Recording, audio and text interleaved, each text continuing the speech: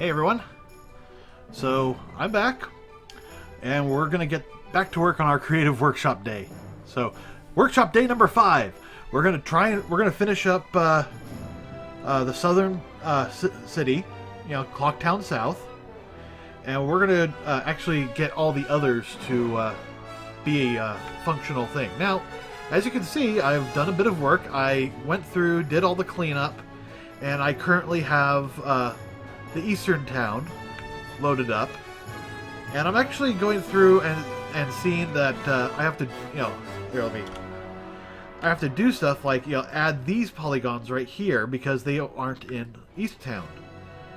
And I had to cut out some polygons here, but as you can see here, there are 2 polygons here from East Town, but they're covering up these polygons from South Town.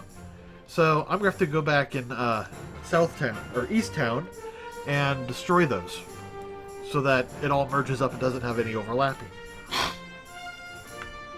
And as soon as I finish up all the texture work here, I'm actually going to check on all the other zones. Make sure that they're all cleaned up and, not overlapping, and that we can actually get from one to the other. Because you'll notice over here, usually that's blocked off. I open it up. I deleted the polygons that will keep us from going from one zone to another. So, right now we're back at the... Let's see, where are we? Oh, something really interesting. Hello, Snail Fetcher.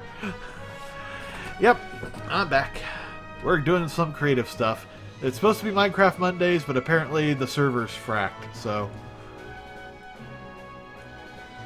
I don't need that stuff.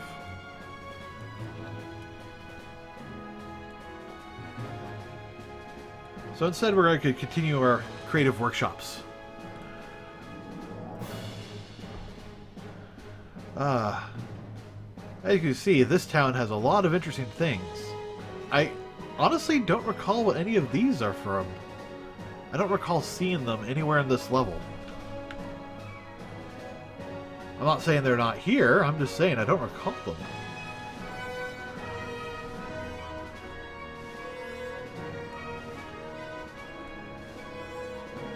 I don't know, maybe they're part of the tower? Oh! No, I think I know what they are. Yeah. Yeah, that's what they are. They're part of the owl. Because you see here that you got this, the triangle. That's the eyes and little eyebrow squigglies right here. So right here, these 5 polygons are taking up this space. And then you got the chest right here, and that's covering up that. And the rest is obviously just basic stonework. Let's see, the zigzag. It's over here. So yeah, that's a lot of textures for an owl.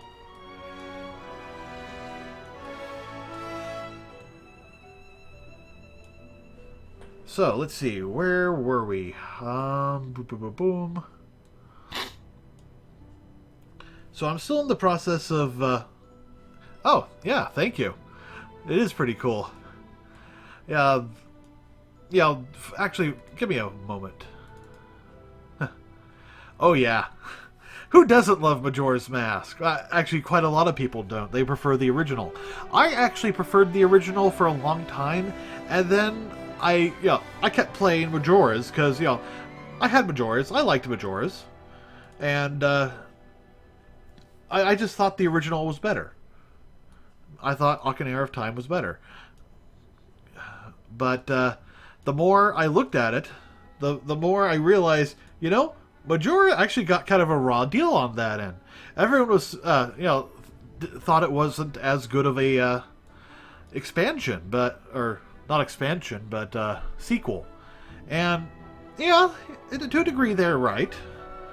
I mean, it's very limited. All right, so here's the current state. We have all this in Unreal. And some of this is going to have to be redone, but it is a runnable town. I'm still working on textures and stuff. But we have the whole town. It's movable, and it's in roughly the right scale. Even if you can't see everything. Now, eventually, we will be able to go out and determine a field, but that's later. This is actually an area I need to cut open, because right now there's a wall right here, so we wouldn't be able to get to South Town that way if we needed. Eventually, we'll be able to get into all the rooms, but the first step is to get a zone where we can actually play. And now I'm stuck in between.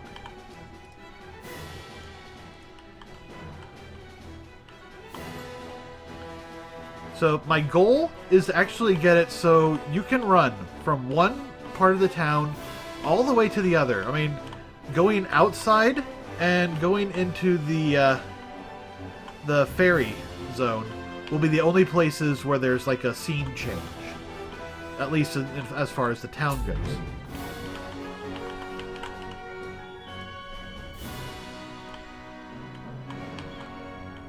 And anytime you go inside a building. But as far as the outside is concerned, it's going to be all just one level.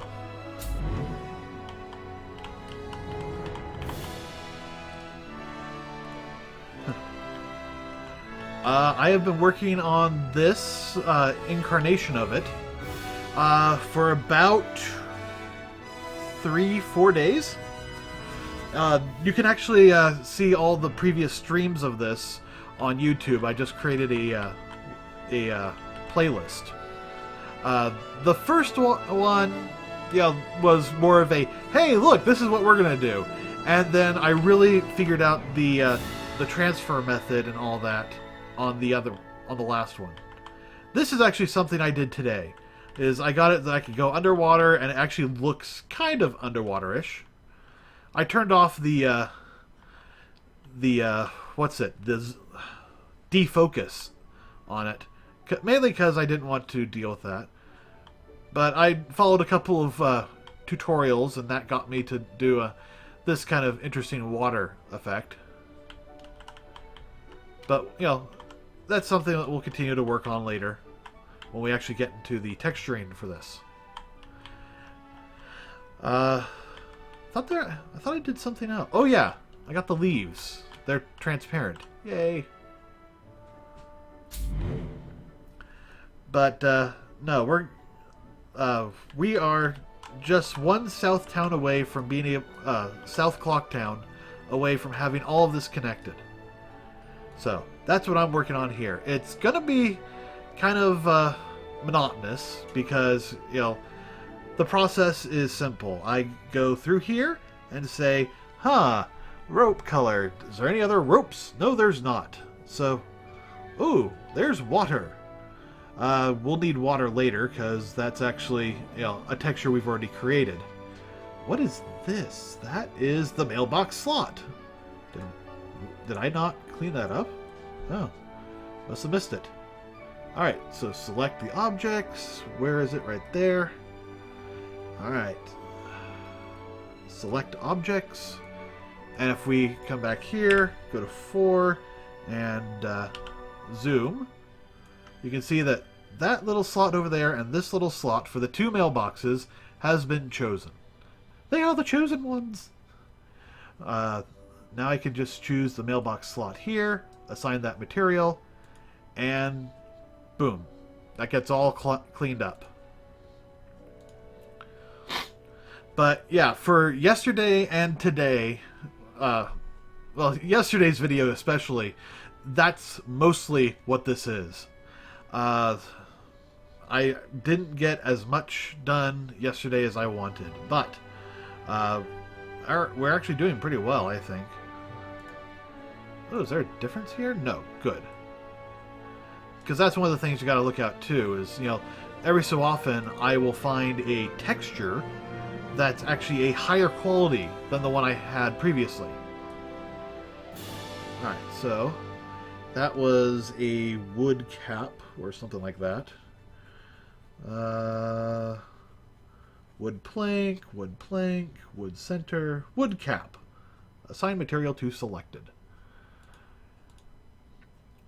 And for the people who have just joined us and haven't watched previously, the reason I'm doing this is because the method I use to export creates hundreds of files, and none of them are connected. In fact, some of them will actually go out of their way to say, "Oh no, there's 5 of us, but two of them have different names, and the other 2 are also different names." So there's actually 5 separate files that are all the same texture. Right here, you got this guy and this guy down here, Stony Wall. You see, when I click on them, over here on the side, there's no real difference. This image right here doesn't change. But, sometimes they do. I mean, you look at this guy, and you compare it to, say, let's see, where is it? This guy. You notice that there is a difference there. They are actually 2 separate images. This one has like little lines going through it at the top, and this one is it doesn't have any of that really. It's very clear, but you can really see the knots in it. So it's actually 2 separate images that I want. But another time is something like this. This is a pretty low color texture, but I know for a fact that I already have a texture for this. It's in another one of the files, and it's of a much higher resolution. I'm also thinking I have a much higher resolution version of this. We'll actually get to this one later. Let's delete unused. Okay, we're all cleaned up there. Is there anything else here that I have already?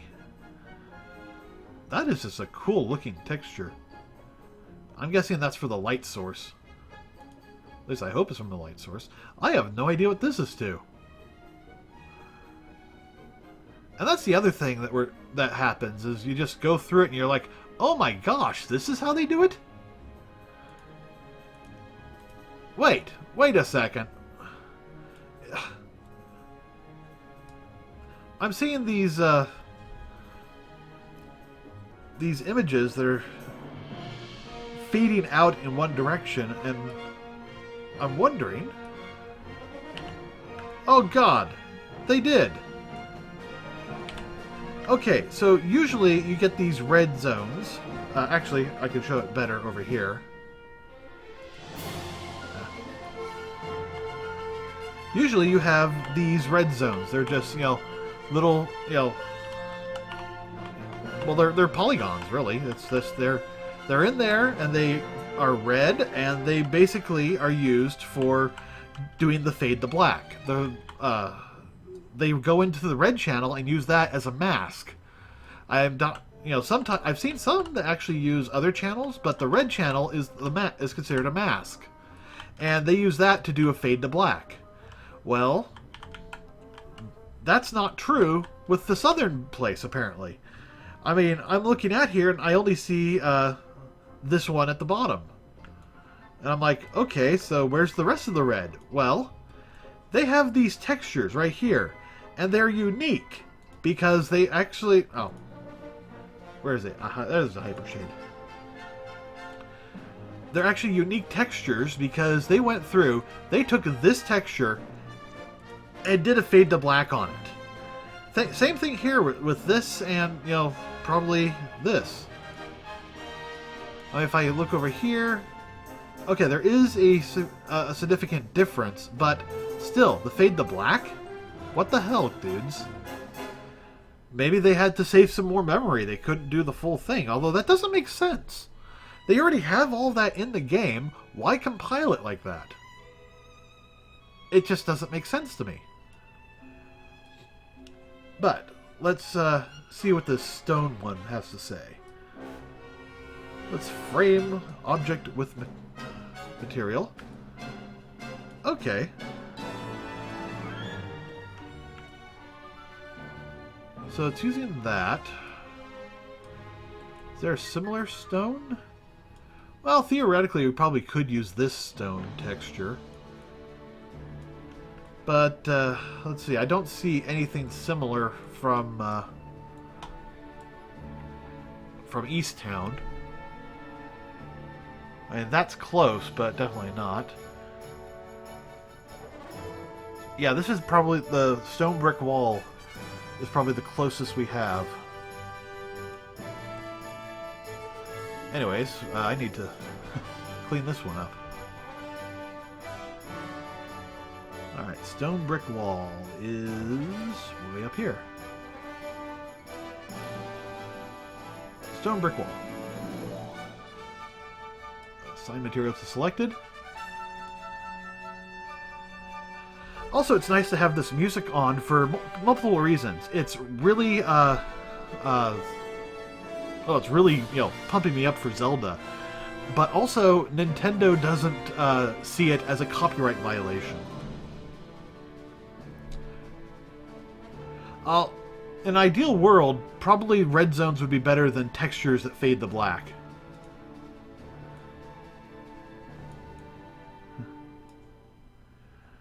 Because, fade to black, that means, it's a single texture and I can't use it on anything else. That is a unique texture that is only being used in one location. So if I had to have a choice between one or the other, I'd rather they use these things because, that's easier to change and edit than a texture that already has it applied. So when I get... I keep forgetting the controls are so different. So when I actually get around to it, I'm going to replace these with a more probable texture. Actually,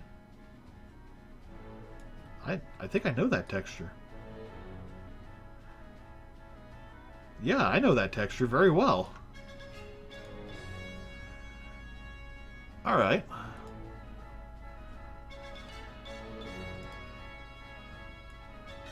Oh yeah, that's a different texture. I could probably just replace it with this one. Although, now that I'm looking at it, it is kind of unique. I mean, it's got that little nubbin right down there, and it's,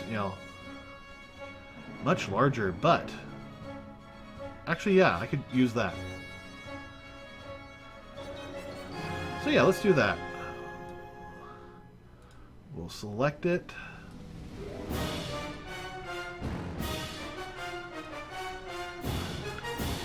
And I'll just have this up here so we can see. And I think it's rolling?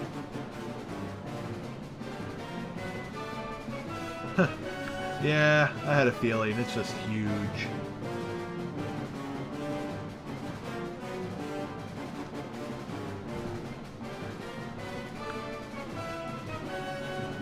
Yeah, that's just a huge texture.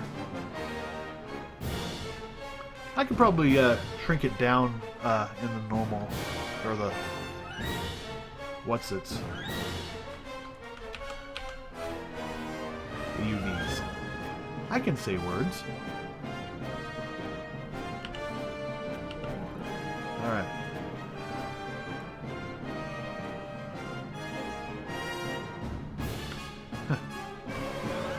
Okay. Now, how do I work with this? I honestly rarely use this tool.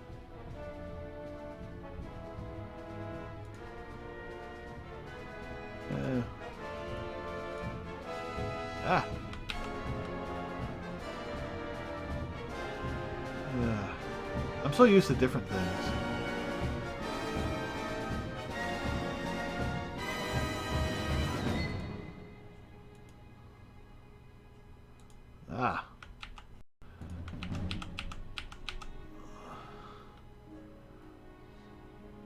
I'll work with it later.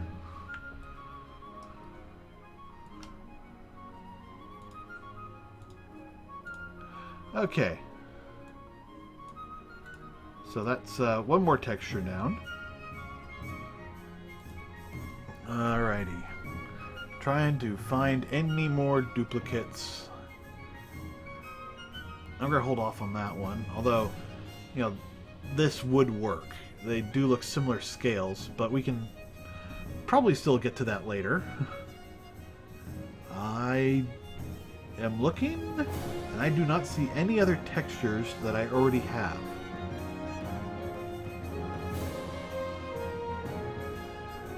Oh, what's about this one? That looks familiar. No, I'm not seeing it. Okay, I think I'm done with you. Oh, wait. Here we are. Are they the same? They are. Perfect. Perfect. Yatta. Select the objects. Let's see what it is. Ah! Those ones. Yeah. Okay, that's zigzag if I remember correctly. There we go. Replaced. So, oh, this guy. Yeah, we got this guy. It's finding these things. That's, you know, what takes the most time, at least in my mind. There we are. Yeah, and it's absolutely necessary that we do this. For one very specific reason. I don't want to have all these textures in Unreal Engine and try to consolidate it then. Especially since I have to export multiple versions of this add-on. How have I been doing? I'm getting over a cold, but I'm definitely feeling a heck of a lot better.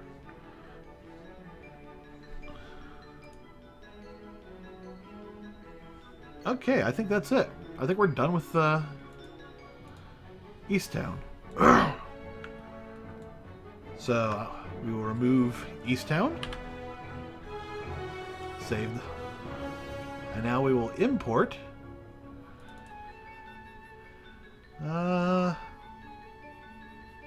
Let's do Northtown. Make sure clashing only. Okay, so. Yeah, me too. Gotta drink some drink, actually.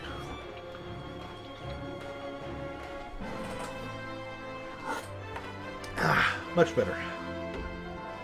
Gotta stay hydrated. And the vitamin C helps. Alright, so... North, assign to there. And now we will look and see what's overlapping. Or if there is overlap. Yes, there is. There is overlap. There are these guys. But I think that's probably, you know, for the best to keep this one. And then reconnect it on that side.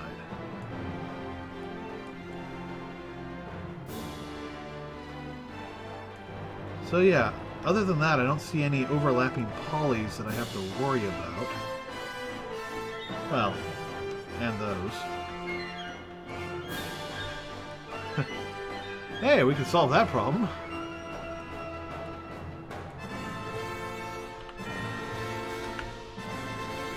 There we go.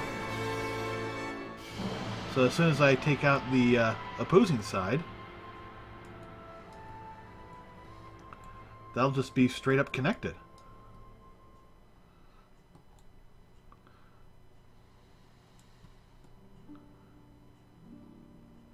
You know, did I even consider just doing that for east over there? Huh. Okay. Save. And now I'm going to import the east again. Because I think I might have...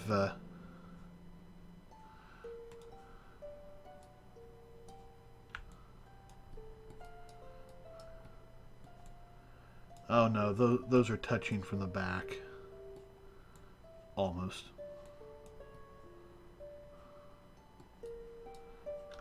Alright, so Get rid of east. Let's delete the unused nodes. Okay. So now, we have all those nodes that were from East Town are now gone. And all we have are the nodes for South Town and North Town. So let's see now. Anything that matches up?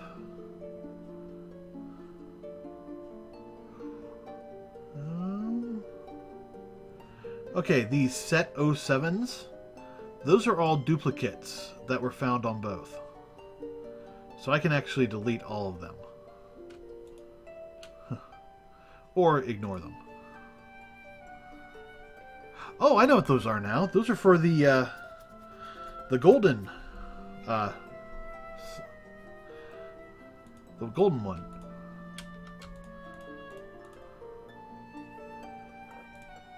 The golden Deku thingy.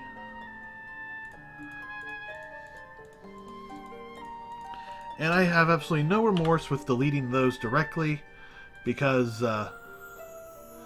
it's not like we're going to save this copy of North Town. So this is a cut down version, and I'm still not seeing any duplicates.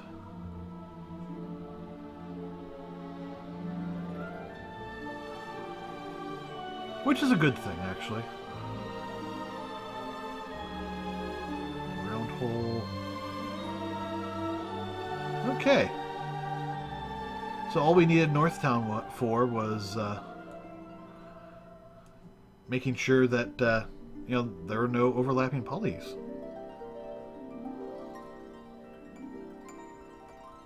Okay. We're done with Northtown. That went faster than I thought. Alright, import West Town. Western Town. Now, West Town has a whole bunch of stuff. So, first things first, let's check the polys. Well, it looks like I can delete these.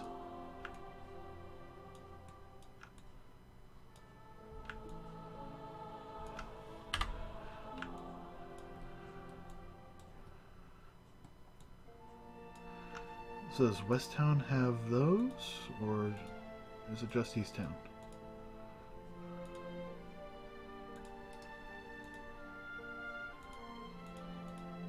Okay, no. That's good. Alright, what about overlaps here? Okay, I can cleanse these. Oh, that's right. That has that little thing. So that's going to be a trick.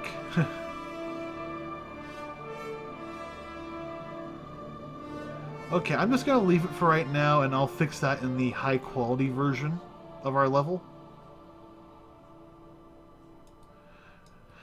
Because that's, a big thing that we'll be doing later too, is making sure that there are high quality versions of basically everything. Okay, I don't see any further overlapping polys, so we can move on to textures. First things first, delete unused. And you can see a lot more got copied in, like the cow. But, as I was saying earlier, there was a... let's see, where are they? Here they are.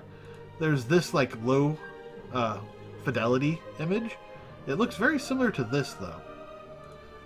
But now that I'm looking at it, I think it might actually be closer to the ground here. I guess I gotta find out what this is being used for.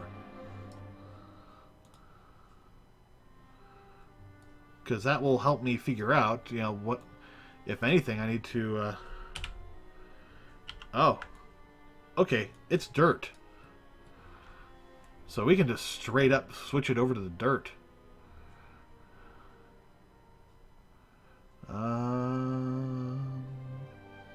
Dirt is in a different scene.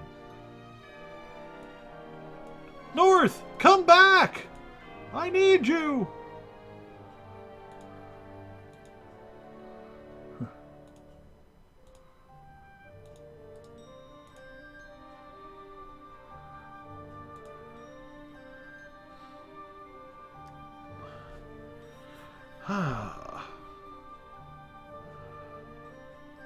Okay, there it is. Select that. So select that. There we are. And now dirt. Let's take a real quick look. That's the dirt texture, and this is the high res, the low res dirt texture. Now, I made an executive decision not too long ago to basically say, screw it, all dirt will be a single texture. Yeah, dirt enhancement. But all dirt's going to be a single texture, and that'll make things easier in Unreal because I can actually use a single texture to, go everywhere and, work perfectly. Alright, so no more north down. Delete unused. Alright, so back here we've got this guy, and I am not seeing his duplicate. Oh, okay, never mind. That was in a different scene. Okay, so that thing is going to actually be fixed in when we bring in the laundry room, the laundry area. Because there should be something right in here, but obviously that's not being included. Alright. And that'll also bring in our water.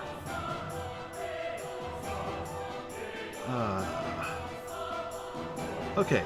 Now we actually have torches here, so we can go through and fix that. There it is. Select all objects with torch. Which is just these two. Which only show up at night, so that'll be interesting. So, torch cage. Assign. And I think... Yep, there it is. That is the torch body. Uh-oh.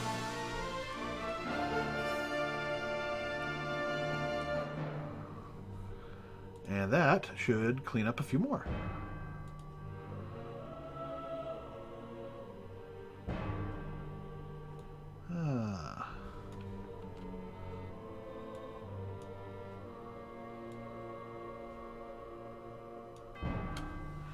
Get rid of these duplicated ones. Alright, so that's going to be unique. Post office, whole bunches of... Well, that's I know which one would need that, but that's not why I'm here right now. I am here for... Ah, here we are. This is one. Actually, I bet I could probably... Yep, right there. Select object and replace with the helix.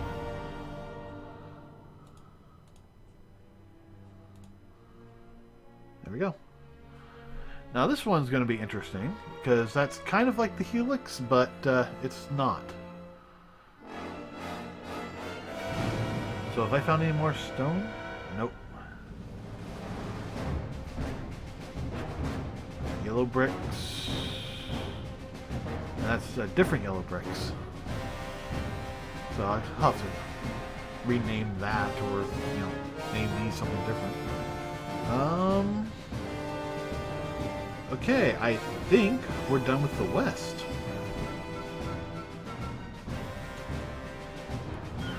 There's a lot of unique ones in Southtown. Alright, so let's import the laundry area. Afterwards, we should be done with all that geometries. Alright, add. Now this is the one where we're going to have to do some funky town stuff.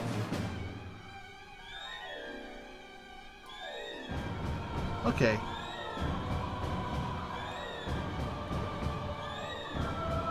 So it looks like we can actually cut there. Oh, what the? And it would merge perfectly. Okay, we'll have to do a cut in the other one. But that should work perfectly. Okay, is there anything there? No?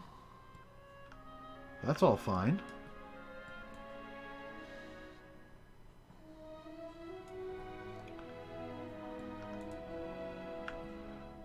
Okay. Well, geometry-wise, we're all done there. Let's clean this up. No more cows. Alright. Right here we can see the 2 duplicates. So, that's Pattern Hills 2. Select objects with materials. All that. Wow. Pattern Hills 2. Assign material.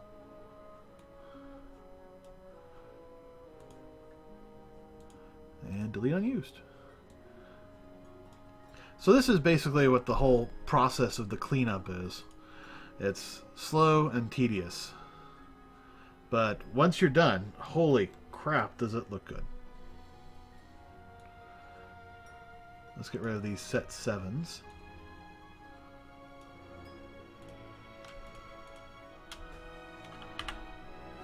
Because they just confuse me. They make me mad! Alright.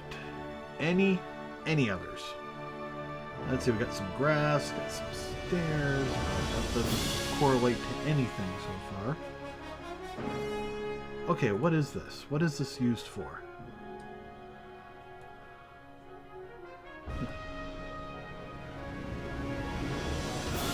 As far as I know, you could actually just go up to a cow and milk it and refill your milk bottles. But otherwise, I don't know if there was a point to the cows.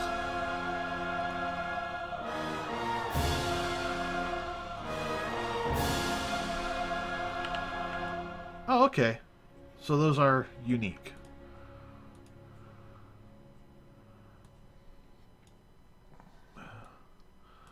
Alright. So... Oh, the water. Interesting. That water is brighter? Okay. I don't know. Maybe I should keep that water. Why does that water look so dirty, though? Huh. Well, either way, I'll keep both waters. So, yeah, I'm not seeing anything else.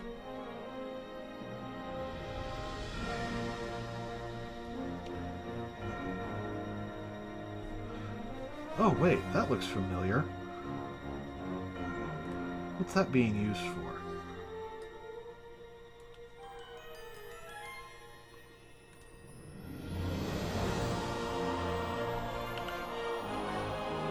Oh. Yeah, I know that one. That one's in East Town, I believe. No. That's in North Town, I think?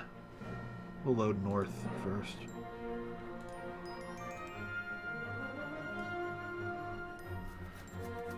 So, okay, right now we're looking for a duplicate of this, probably at a higher resolution.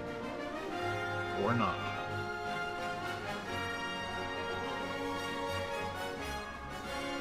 So, select.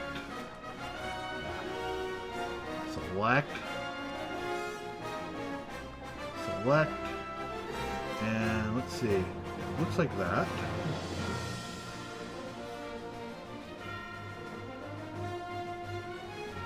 That? Yeah, I'm gonna say that.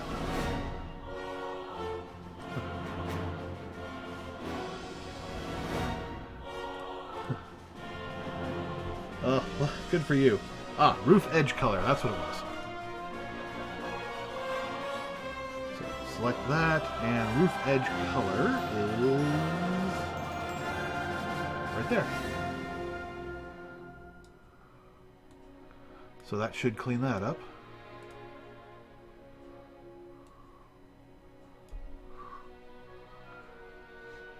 Alright, let's get rid of north.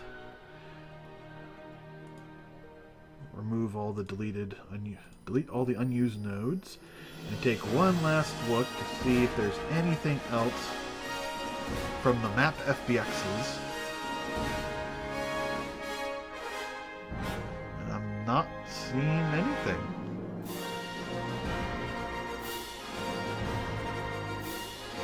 I mean, that looks close to something, but it's not. Oh, I would like a higher quality of these, but I don't think they exist.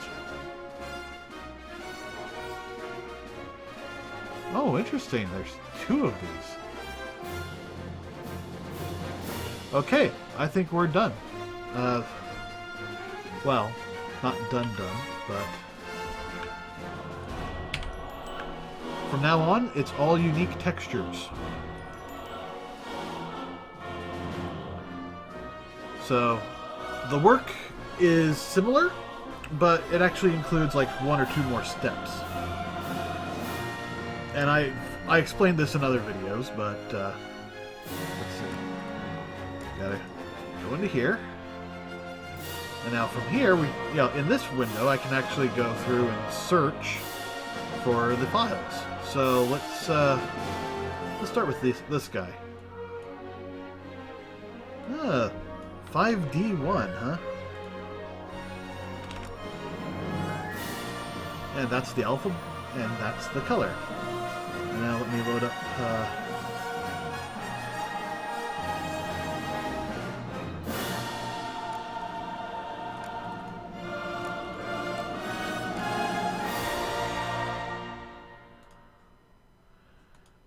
And here is my folder for basically every image that I have exported.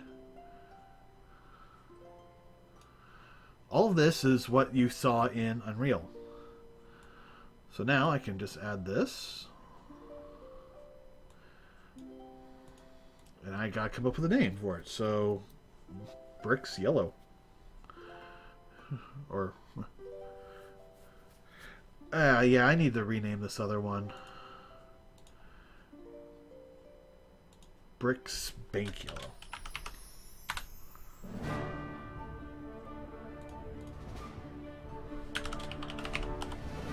Bricks Yellow, because these are actually, proper ones. And as I've said previously, I add the color as a suffix for several reasons. Not least of which, it's easier to keep track of in Maya and Unreal, because they both have, a requirement that names be unique. And frankly, that kind of sucks. So, better that names be unique, and so there's a brick, and there's the basic yellow. So when I do my cleanup of West for the polygons, I gotta remember to switch over from yellow brick to bank yellow brick. So now that that's been named, and you can see it's been named right there, I need to select the outputs, go to the material, and make it just brick yellows. Why? Because it will be imported into Unreal as bricks yellow. And so I don't want it bricks yellow color, because bricks yellow could include things such as, well, specularity maps, normal maps, not just color.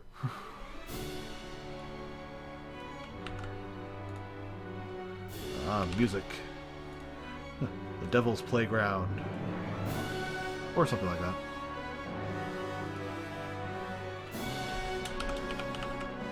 Brock. Ash, you can't go that way. It's blocked. Why do you sound weird? I'm not weird. You're the weird one. Walking around with your Pokemon outside of his ball all the time? Hey, don't point out inconsistencies. That's okay. I'm gonna get the hot girl. What? Bricks oh, no. Bricks.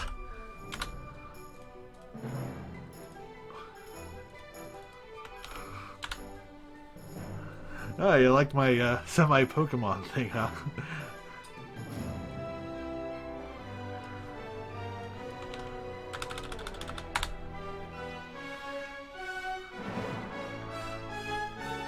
Okay, there's that. If I come over here and double check, bricks tan and bricks yellow. Good.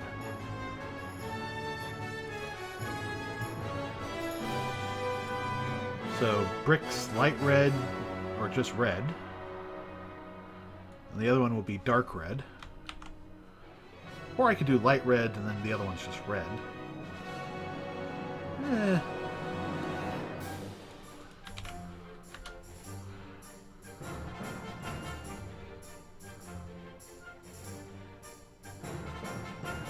I'm going to do these as light red.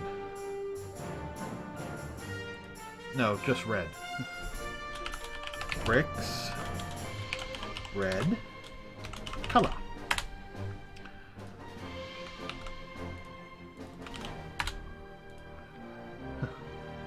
Thank you. Yeah, I used to watch Pokemon a long time ago, but you know, I just stopped because, you know, I grew up. But, you know, that doesn't mean I wasn't paying attention to everybody else. Honestly, I don't know a single Pokemon from any generation past the first games, other than Eevee. I can recognize one or two from the others, but I don't recall their names. So I feel really poorly prepared for Pokemon Go.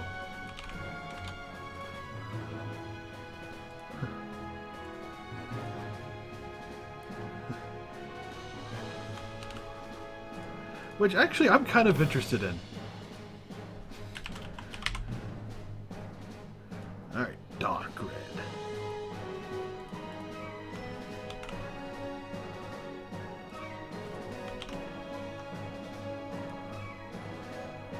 I mean, you know, honestly, it's never going to look as good as it did in the trailer, but the trailer's what I want.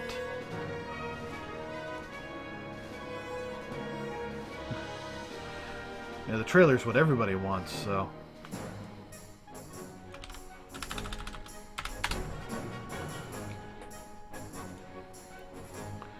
Okay, so would this be a light gray? Or just gray? Or a gray-red?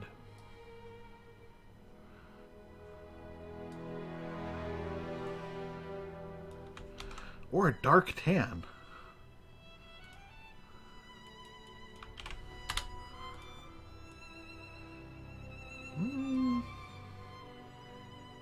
Or gray tan.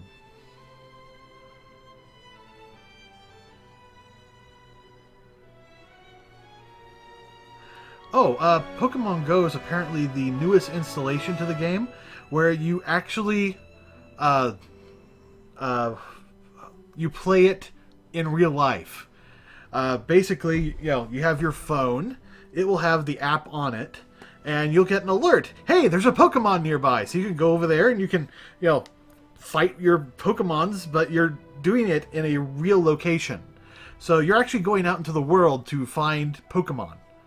The trailer makes it look a hell of a lot better, and frankly, if it looked anywhere near as half as good as the trailer makes it look, I would be very impressed.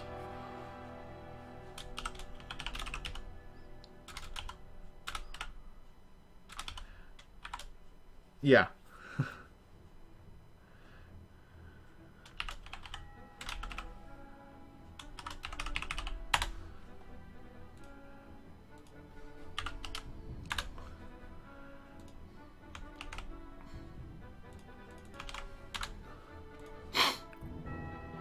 Yeah, the trailer for it actually shows quite a bit, and they apparently you can do raids, where a whole bunch of people gang up on a Pokemon that's only going to be there for like a few, maybe 2 hours. In the trailer, they actually have it being Mewtwo. So it's like, all of a sudden, hey, alert! Mewtwo is going to be in Times Square at this time. And it only alerts you of ones near your area. And supposedly this will launch all around the world at once. It's going to make streaming difficult. But it should be interesting. And if it's as all-encompassing as they claim it to be, it should actually do really well. I know it sounds epic, but what little actual gameplay I've seen actually looks like on your phone you're going back to like the Nintendo 64 version of it, only with a slight bit of cell shading.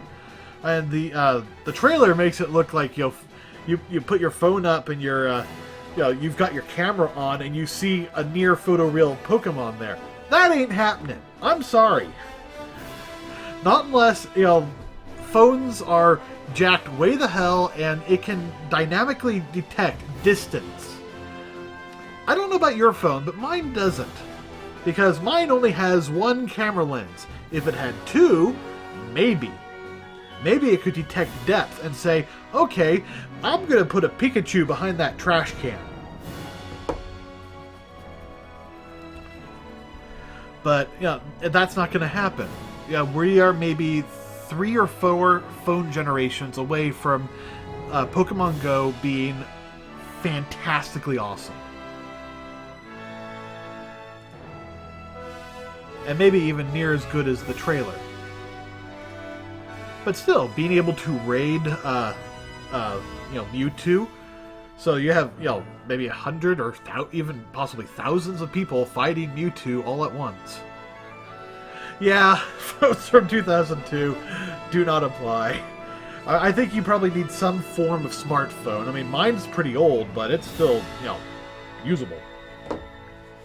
Yeah, I've got a Samsung Galaxy S2, but it's a Skyrocket, which is it's a variant that was only for AT&T, so it's kind of hard to find stuff for. But the screen is a lot bigger. It's actually closer to what the S3 screen was. When I first saw the S3, I was not impressed. I thought it's too round.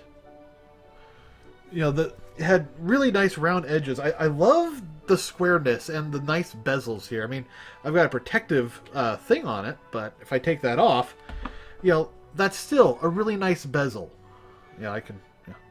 But on the S3, it's like it's instead of starting like right here, it starts from like halfway through the phone.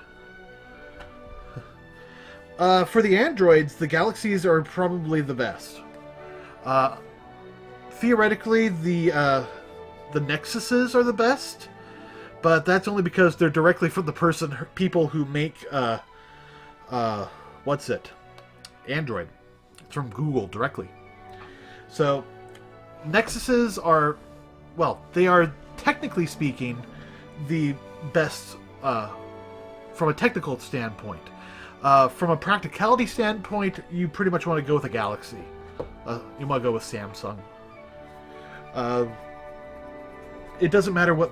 Well, actually, it does matter what branding you get, because, AT&T can do things that the Galaxy... Verizon can't. So it's all dependent on your system, or your carrier. Although, I'm very interested in what Google is planning, and what they're actually working on. Why is there no alpha? Huh. What Google is actually working on is they're actually working towards essentially, what they're doing with Google Fiber, only for phones. Water 2 color.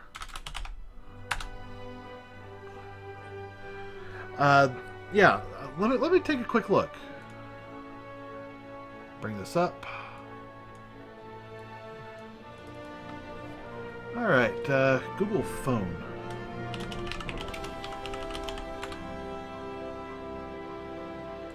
Google phone. No, Google phone service. Oh yeah, Project Phi. That's what it's called. So let's see. Network. They basically piggyback on other networks, but it also works with Wi-Fi, 4G, 3G. Oh, get access to two 4G's networks. It's really, really interesting to read, and their plans are, look at this: $20 for basic stuff. So you get unlimited domestic text and phone calls, unlimited international texts, ability to use your phone, your actual phone, at a Wi-Fi hotspot, which means if you have Wi-Fi at home, you could use that to cover your phone plan. I mean, and coverage in 120 countries, and then $10 per gigabyte for data. So if you use less than a gigabyte a month, you're paying $30. That's your whole phone bill, $30, and you get lots of great stuff. Now you might think, well, what the heck? Why don't I do this? And look, no annual contract. It'll never pay for unused data. So if you buy 1 gigabyte but don't use it, it rolls over. Actually, no, you get paid. You get your money back for that. So right here, $20, so 2 gigs. But if you only use like 6 gigs, it takes you get $6 back. And you're looking at this and going, what the hell? This is fantastic. Why am I not buying this now? Well, here's the kicker. It only works with a handful of phones. And one of them, be the first. I can request an invite. You got to be, first of all, you have to be invited because this is so brand new that it's not available in all areas. The other thing you got to look at is it only supports certain phones. And right now, you pretty much have to buy those phones directly from Google. Let's see. Experience. Covers. Tap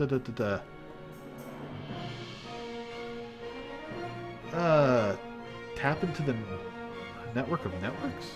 Yeah. Plans and pricing. How much? Supported devices. It's kind of like Google Fiber, where it's a fully working system, but not every place is supported. But why is Project Phi only available on the Nexus 6P, Nexus 5X, and Nexus 6? These devices are the first smartphones that supports our network of networks. Basically every phone up until this point has basically said, no, I can connect to one network, and that's it. With these three, Google phones can actually say, oh, I see this network and this network and this network. I'll connect to all 3 of them so that, he doesn't lose connection. And that's what this new system works. They work on the Project Phi SIM card, which supports multiple cellular networks and a state-of-the-art cellular radio tuned to work across network types. So, and how much do these cost? Well, a 16 gig will only set you back $380. And that's if you buy today. If you pay over 14 months, it's only $15. Personally, I think I'd be fine with like a 32 gig. But, these are all things you have to look at. So yeah, if I could, I would join Project Phi. And you can look it up, just look up, Project Phi on Google, and you'll get right there. And who knows, maybe you'll be supported.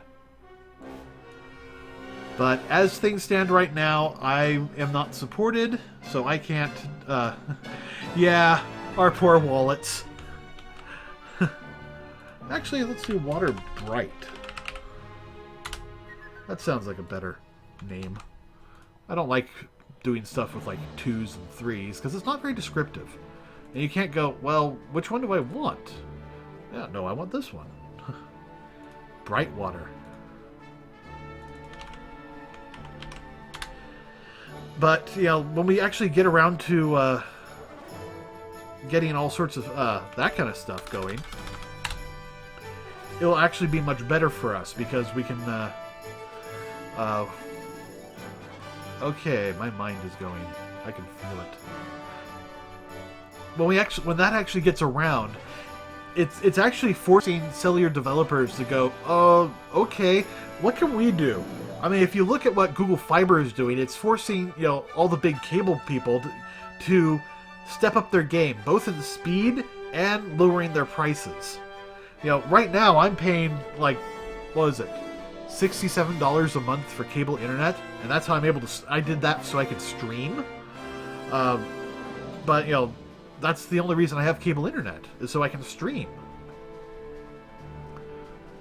But you know, even so, that price should be going down as soon as Google Fiber gets, you know, more closer into our area. Places where Google Fiber already is forcing places like Comcast and Time Warner's to actually lower their prices and improve their service at the same time.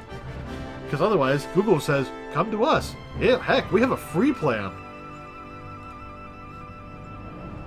Doesn't include very much, but it's free. Okay. I'm tired of this one. We're going to fix that. Select objects with materials. And we will replace it with stone bricks. Apply.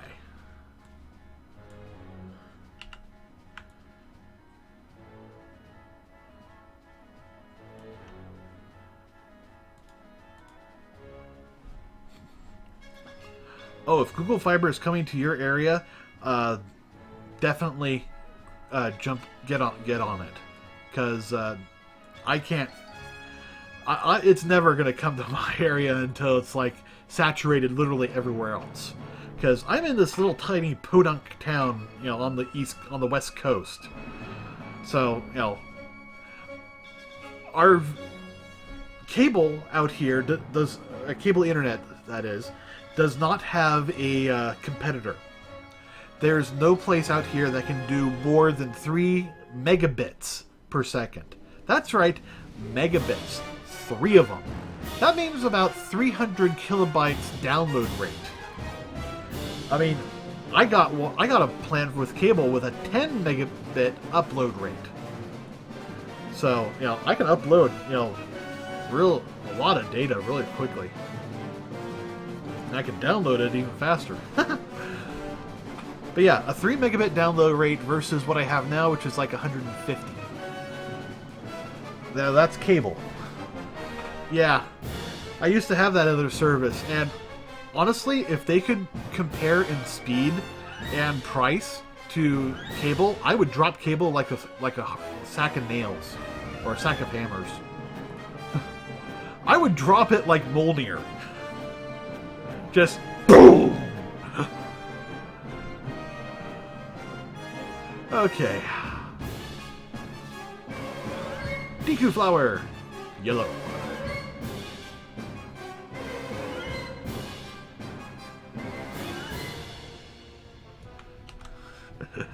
Yeah. All right.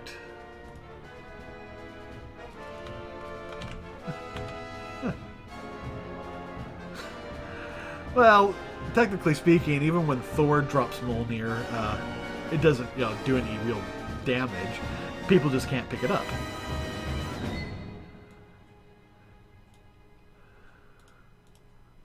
Okay, so Deku. What do I label this? Deku flower. Deku flower.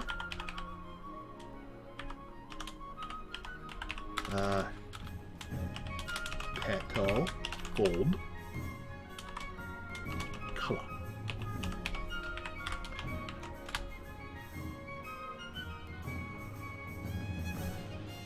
Huh. Is that the same? Looks the same. I'm going to say it's the same.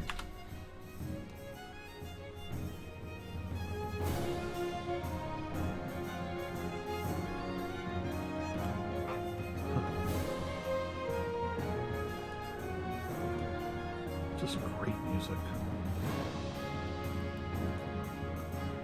Oh, if you're interested in what the music is, it's, what is it? The Legend of Zelda 25th Anniversary Symphony. And it's like, let's see. Yeah, it's got 8 tracks of, you know, just fantastic music.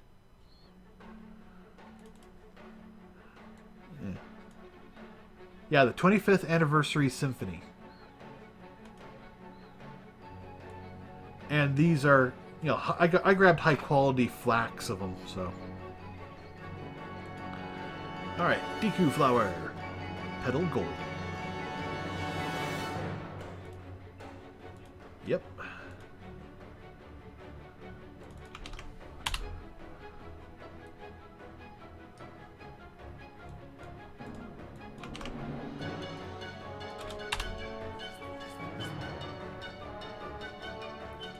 And this is a triple. This would be what? It looks like the... Okay, so it's a gold base.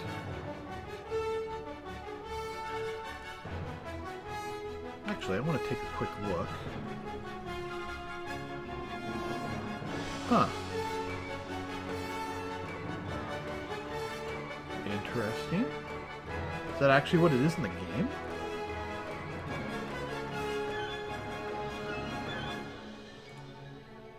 Let me switch that over.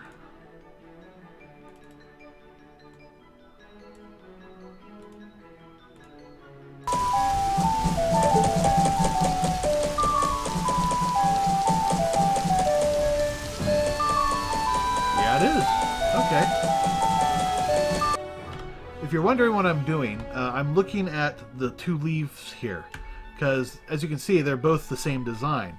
However, if we were to go look at a more traditional Deku leaf, like the one over here in this part of town,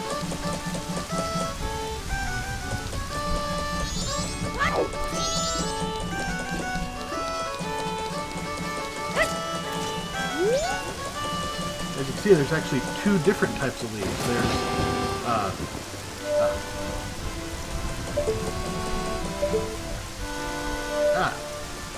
that's the problem with having your C stick being on a stick. So you have these green pieces right in between the petals, and then you have another, you know, green base on the lower side. So we have that, but over on the other one, it's just all gold. So that's just an interesting little tidbit. And that's one of the things you have to look at when you're putting these things together like that. Especially when you're ripping from a game.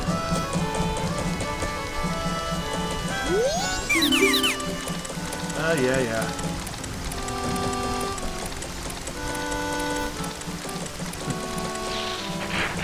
And as you can see, in here, it's actually gold petals all the way around on the top. There's no green leaf in between. And then it's just the gold base. So, that's a perfect example of what's different about this. And why it's important to, you know, refer back to this when you're, you know, editing, you know, this stuff.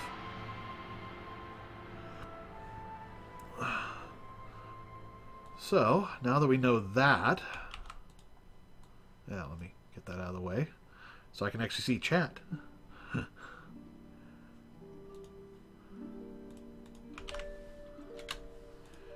Now that actually looks the same, but I'm not going to chance it. Actually, yeah, that is the same. The only difference is the color.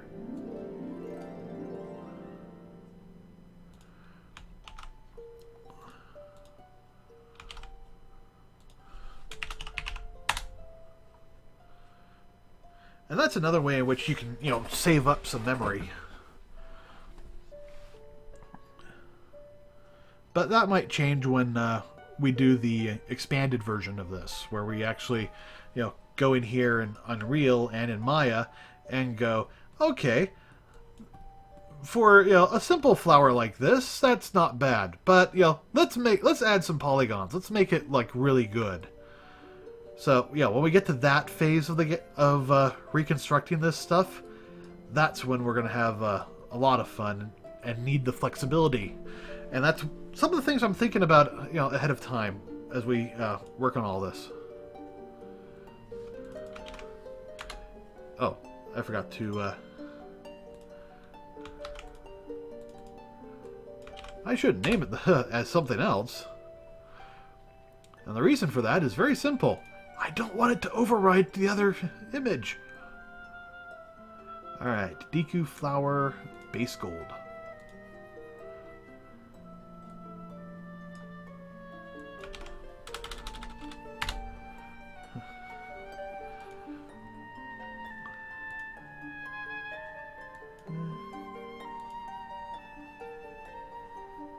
Yeah, apparently we did something, and that's all updated now, so... Okay, I'm curious. When is Google Fiber... What's the next city Google Fiber is going to use?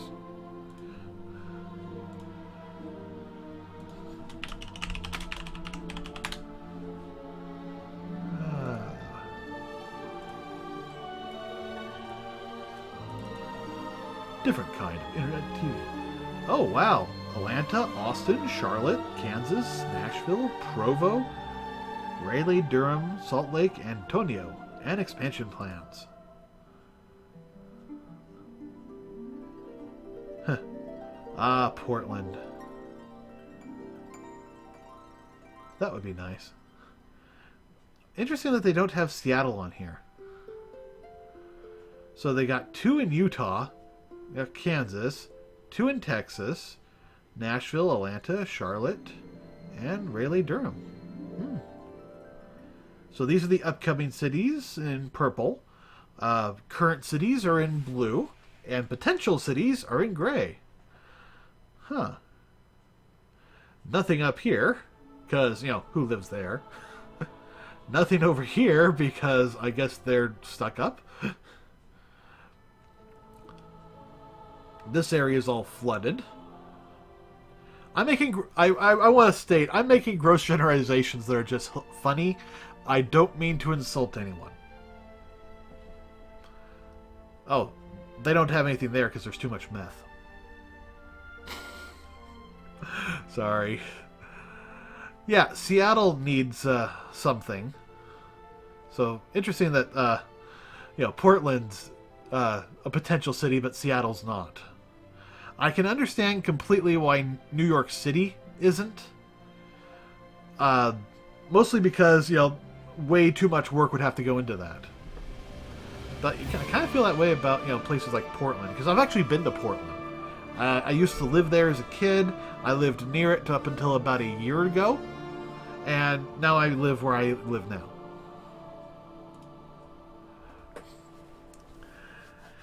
Alrighty. Back to this.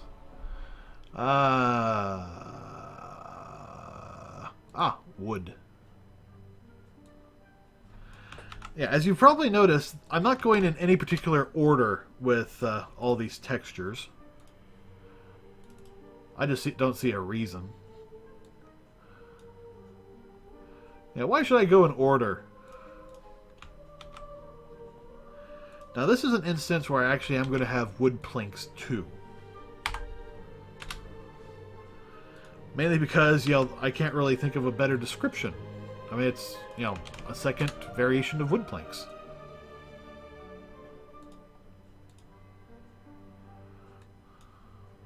Wood planks 2, the deadening. You thought you were safe. Turned out you were wrong. Soon, dead wrong. Wood planks 2.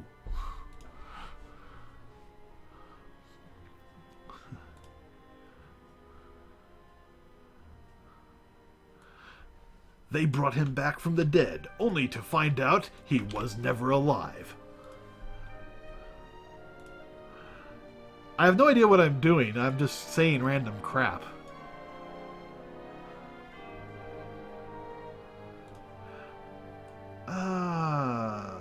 What is this?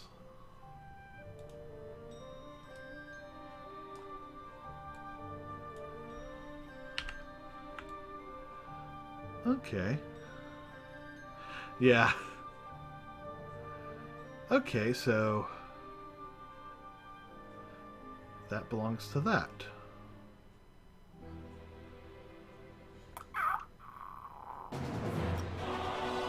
Oh, and that's where the other one goes. Okay.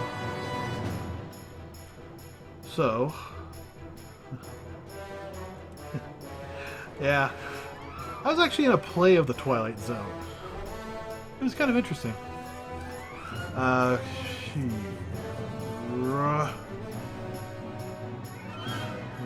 Wood pattern 1? Yeah.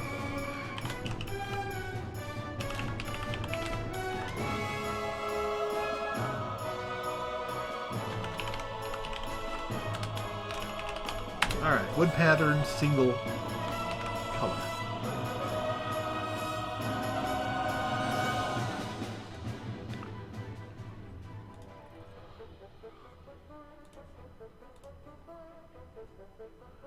So wood pattern, single color.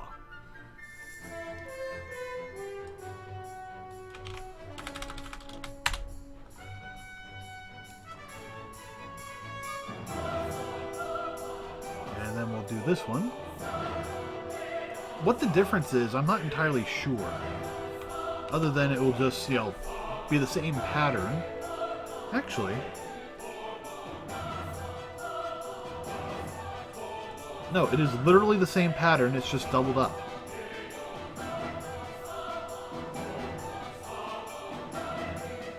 And there is some variation in there, so it looks like, you know, it's a little different.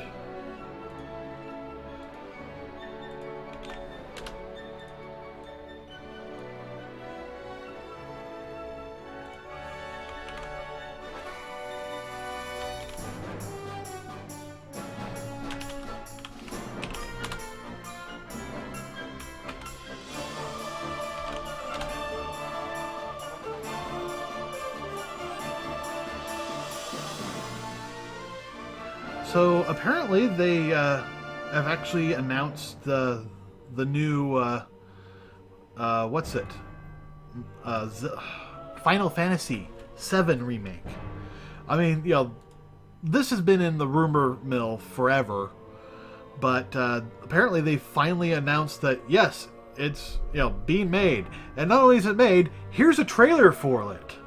In fact, let me pull up the trailer.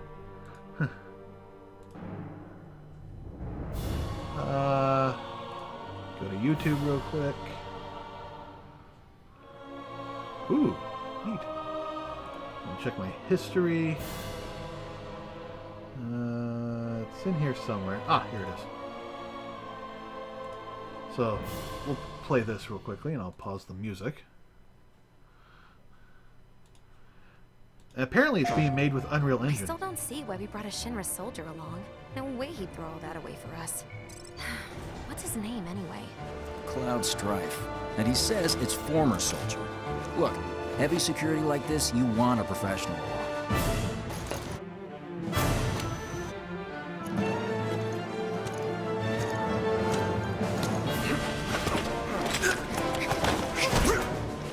We're paying you more than a few gil.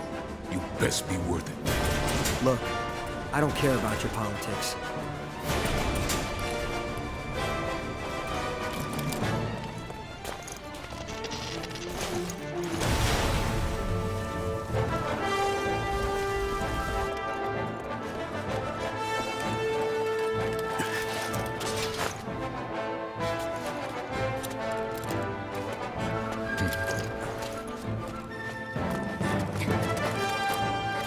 Doing this for Yeah, the it's planet. just Same phenomenal as how us. good. Not interested. When? Although, I'm not a big fan of the voice acting in this. And now here's actual gameplay.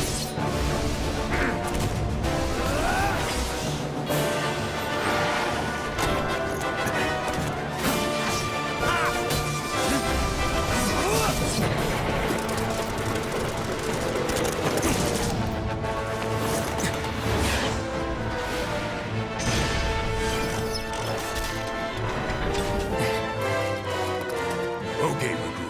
Let's move.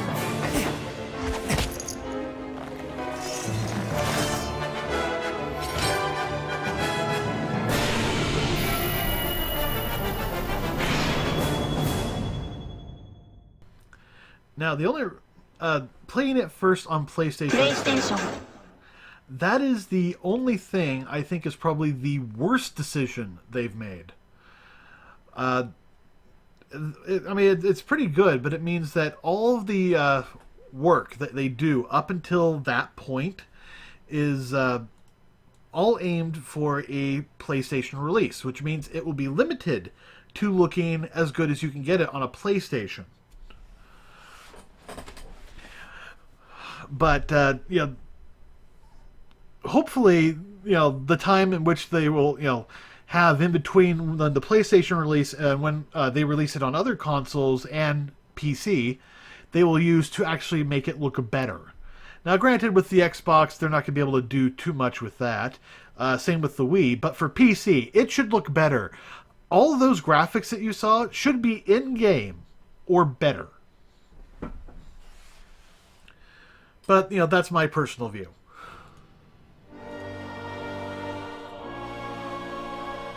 Okay, so, where did we leave off?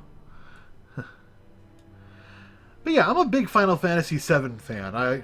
I've owned the same version of the game about 5 different ways on 5 different variations. Let's see. I own it on the original PlayStation. I own it on the original version for the PC. I own it on the PS3. And I own the most recent update version for PC. I thought I owned more copies than that. Huh. I guess I only own 4 copies.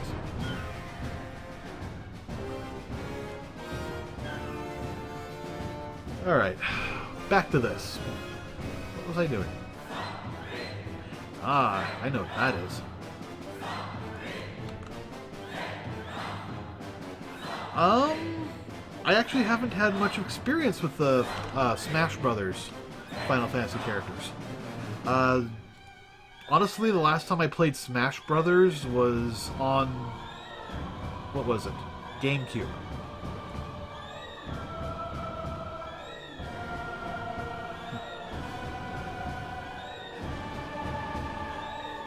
Huh. That doesn't look right. That looks too small.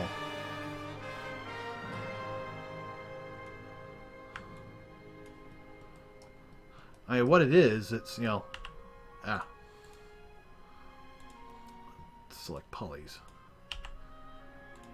I mean, it's the texture for that, but it looks too low quality. I mean, look at it, it's only 16 by 16. While as the others I've pulled out are 32 by 32. So where's its improvement? Oh, that sounds like fun. Okay, so we're actually going to have to do some searching here.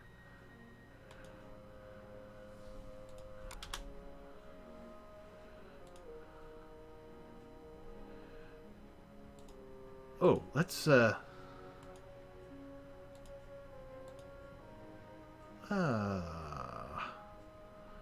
these all the same size? Yeah, 305. So let's do a search for size. Tiny.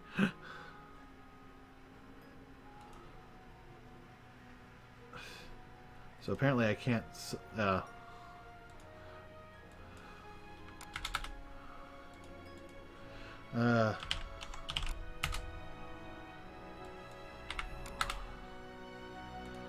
huh?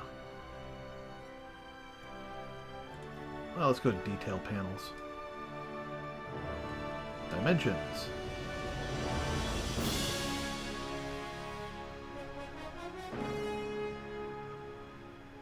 Alright, so... yeah, they are the 32 by 32s.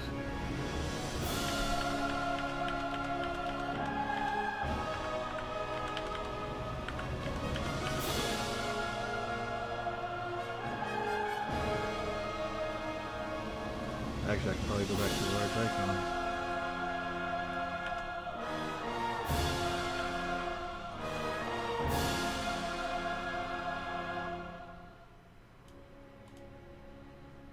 Uh, 32 by 24. That's odd. Alright, here are the 32 by 32s. So, ooh, that's pretty. Don't know if that's 2, but it's pretty.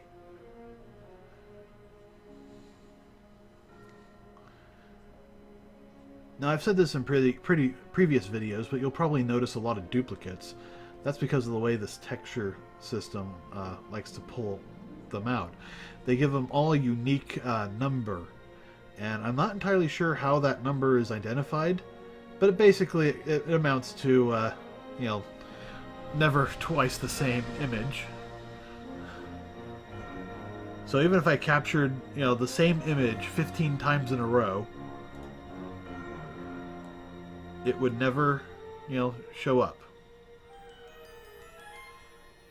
Okay, so I need the green. Yeah, if I captured the same scene 15 times in a row, it would all come out with like 15 different colors. Or in 15 different images.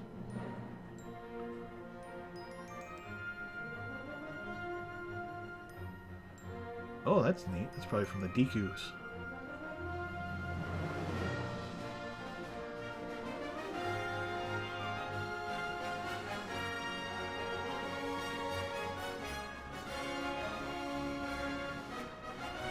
Yeah.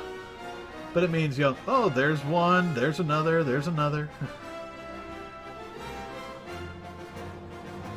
And look, here's the same brick texture, you know, like 15 times or something like that.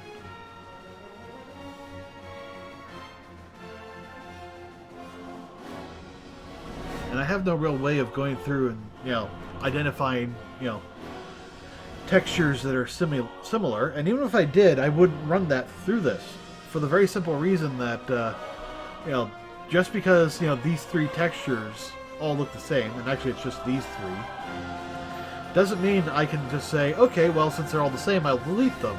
And then I load up the scene, one of the scenes I'm working on, and suddenly, oh, I needed that one and that one. But it's too late because we've already, you know, removed them from the world. And there we go. Yeah. Okay. So, come on, give me the green.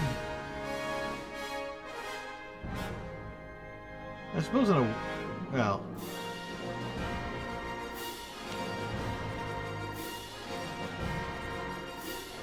ooh. How high quality is my grass blades? Yeah, they're the same. Okay. I actually do run into instances where I find higher quality versions of my images.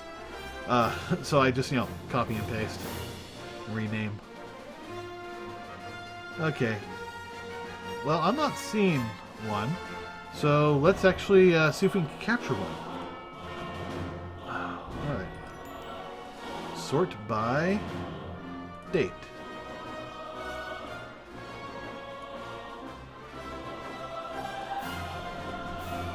So now we will load up the 64. I need to switch to the other plugin, the Nemu plugin.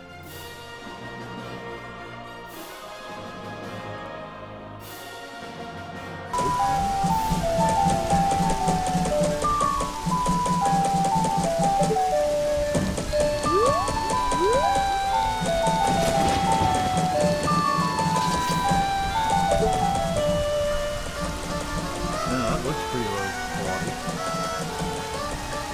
I think that's probably the best we're going to get. So, export to VRML. And off. And now I can see all these new textures just pop right in. They include basically all the images that are currently loaded.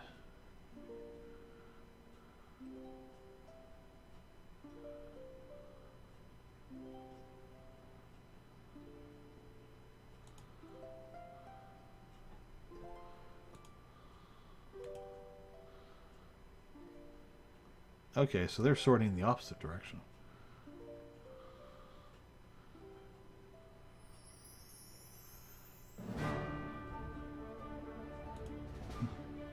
Yeah, it is pretty neat.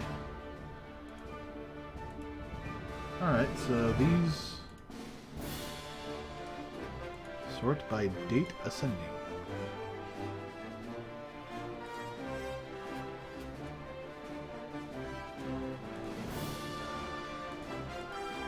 Okay, so where's the files from capturing right now?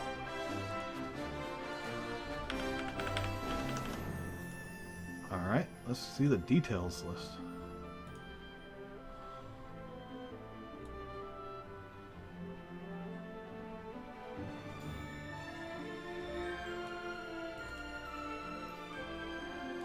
The heck? Ah, I need to refresh.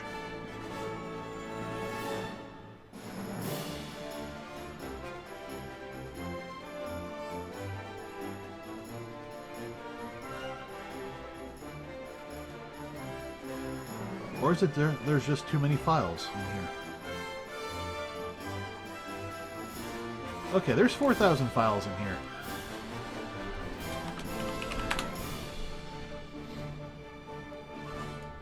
Let's just recapture this.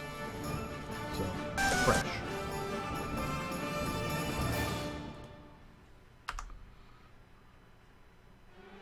Okay, so where's it going?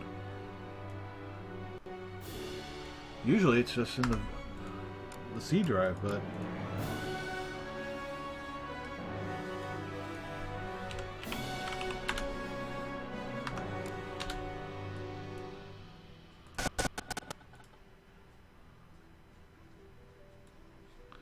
okay. I had it capture again after creating the directory, and now it's there. So, now let's go through and look at all the images and see if there is a high quality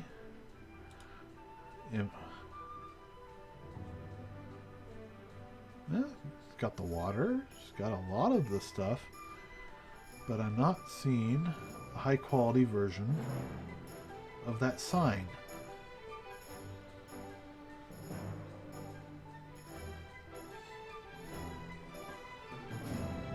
Yeah, I think all they ever had was this little crappy little one.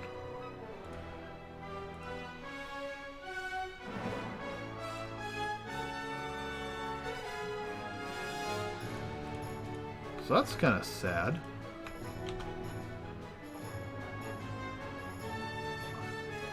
And I think it's swamp.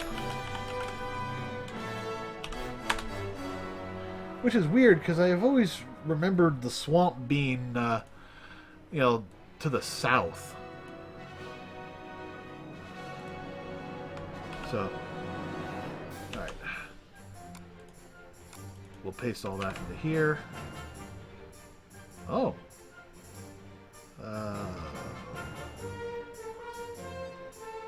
Yes? I guess it did do something. I don't know. I hope I didn't just screw up some textures.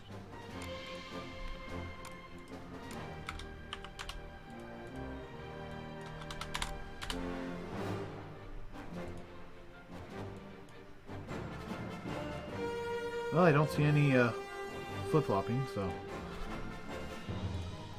At any rate, let's get back to this.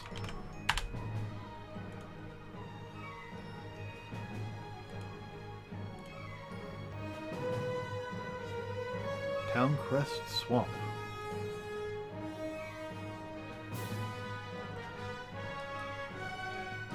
Oh, it's raining pretty hard now.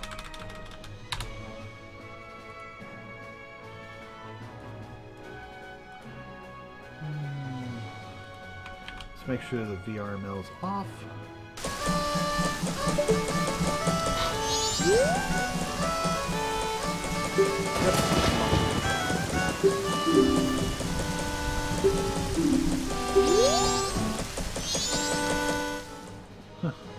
First time outside. Termina Field.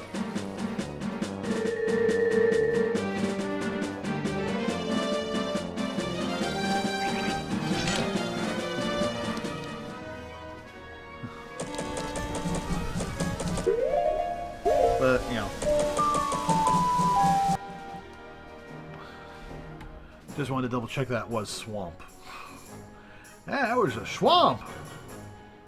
Okay, so what is this to?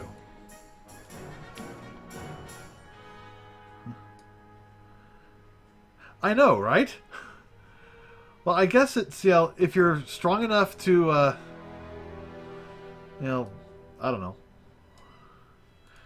If you're old enough to carry a sword, you're old enough to, you know, fight you know, whatever's out there. Oh, okay.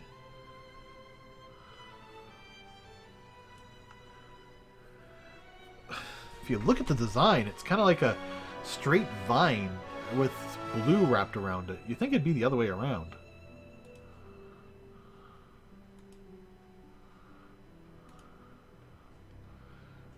Well, we'll just call this vine with blue.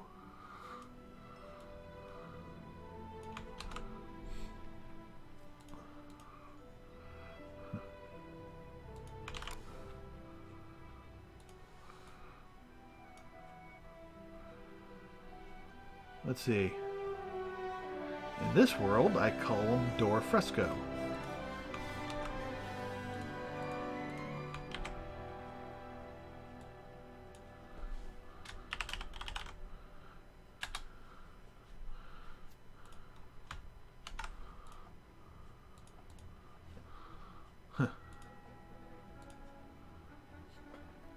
Alright, door fresco. Blue-green. Oh, no, I actually want color in there. It's when I do this one that I don't want color. Color. Or as they say it in English, color. You can tell the difference because they pronounce the U. But they just interject into it. Yeah. Us Americans, we say color with no U. Because why add too many vowels? We also did the same thing with through. We just, you know, cut like off like, you know, 80% of the word and added one extra letter that kind of covers the rest.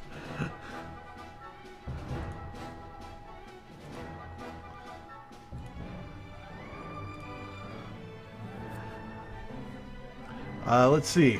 What other words get butchered by, you know, languages? If you guys know of some words, feel free to add one. I'll do a short little rant on it.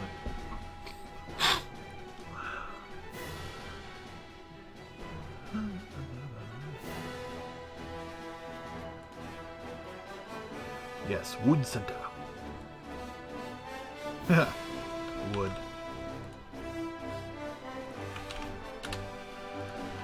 And there's something that gets, you know, armor and armor. Well, actually there is a difference between armor and an armor.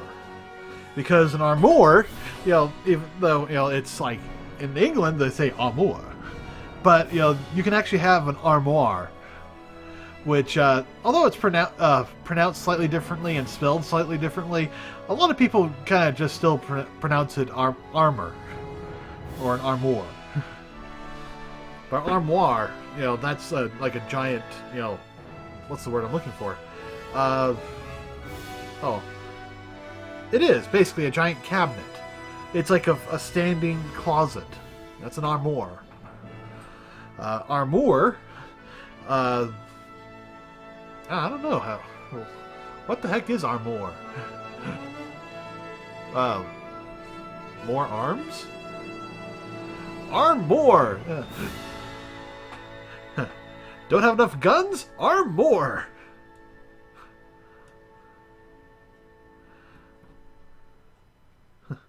Yeah, that's really interesting to read some of the etymology. Etymology. Not entomology, etymology. Of, so many different words. I mean, just, the word etymology itself, the study of words, or the history of words, or something like that. You can tell I do a lot of etymology.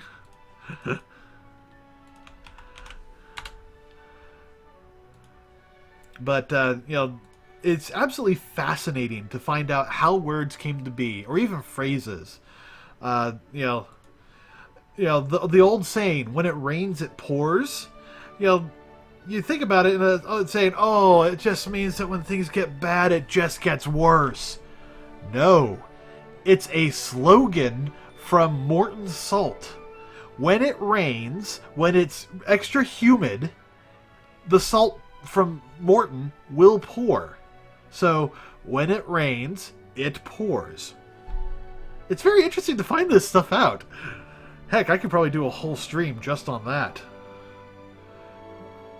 Alright, let's see. I am looking for Wood Center Clean.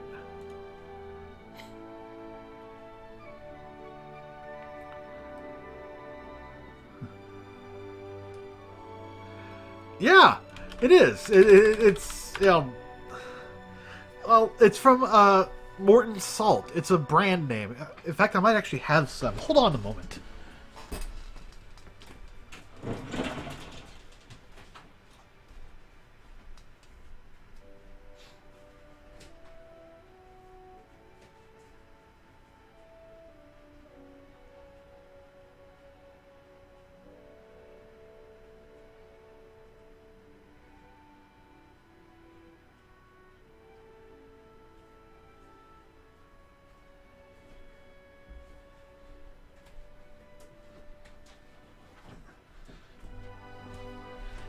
Okay, I'm back. Hey, Sarasta. Yeah, so, this is it. Morton Salt. You can see the little, logo on there.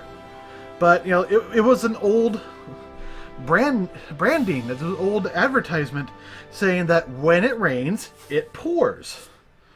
Meaning that, you can pour this salt even in high humidity. I don't know. Let's see. Does it say it now?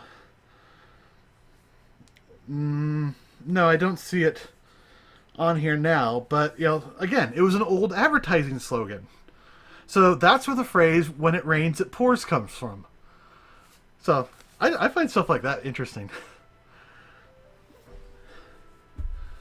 Yeah. Oh. I actually have a little tiny Morton's right here. I didn't have to go get the big one. So, let me put the big one back, and I'll be right back.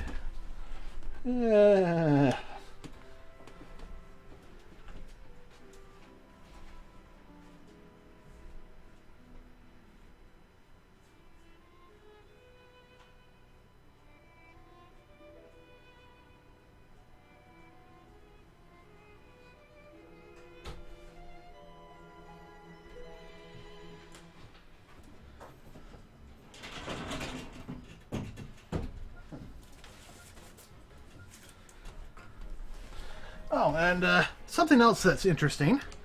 A number of years ago, my family went to Lincoln City, which is this great little city on Oregon's coast.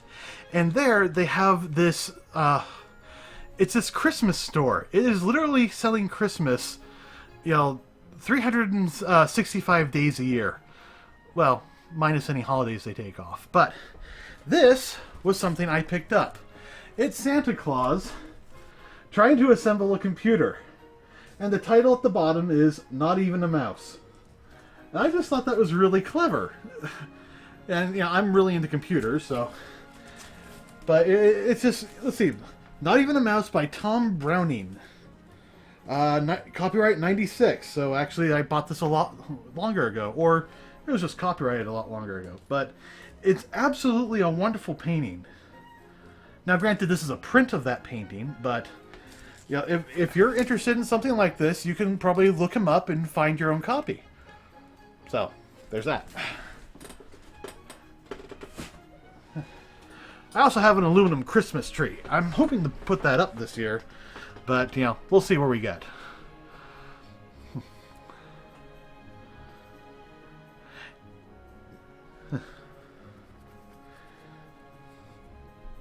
And let's see, there's other, you know, weird phrases like turn of phrase.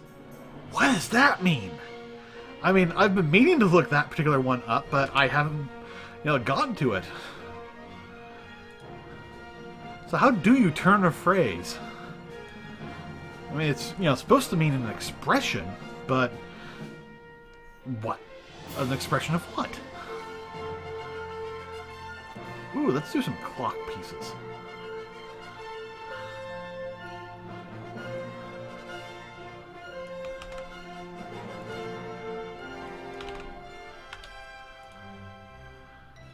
And no alpha on this. Okay, good. Actually, it probably wouldn't, so...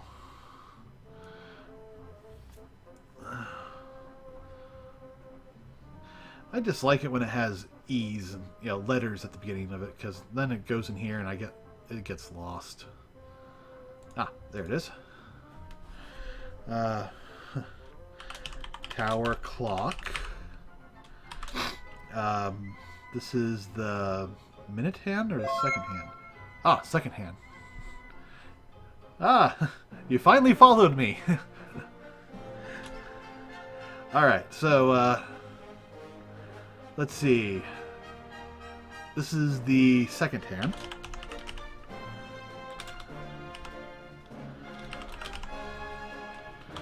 And this, second hand... Oh, what do I name this as? It's basically the identifying part. This is the part that always, you know, it's like top of the hour. Yeah, I thought the cute little zombie would be fun. And, you know, yeah, originally it said, Snail Fetcher is now following you. And I was like, no, it's gotta, if it's a zombie, it's gotta be Snail Faller's chasing you. Ah! Yeah, they're after me! Yeah! Come on, Gromit, we'll go somewhere with this cheese!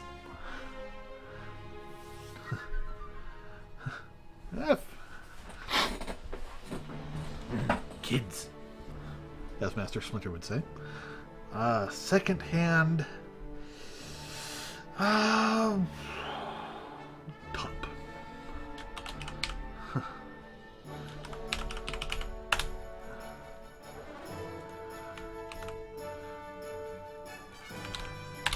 Yeah, we'll just call this top. That's just easy.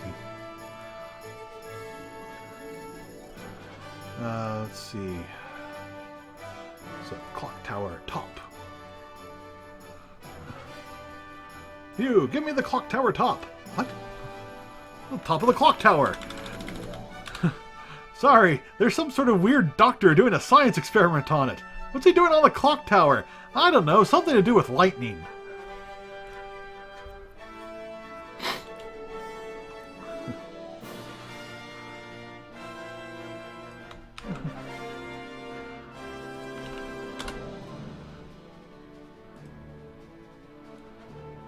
I'm assuming somebody will get that.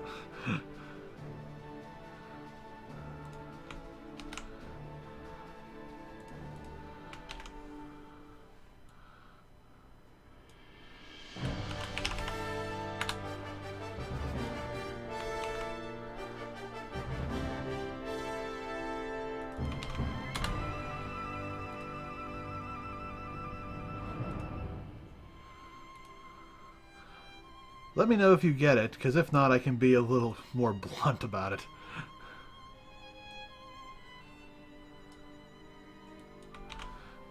And I can start doing impressions from that.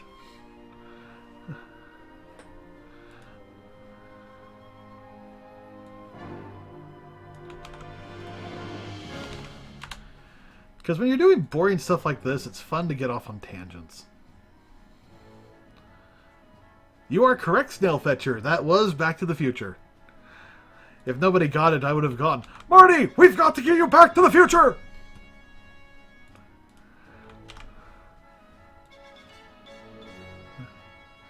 No, don't look under there! I've got very sensitive equipment!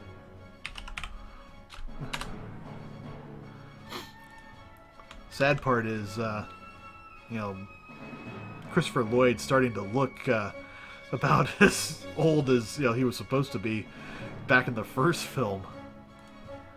You know, before he got, you know, his, you know, what's the word for it? Before he got rejuvenated. Fortunately, he was smart enough not to let his hair go.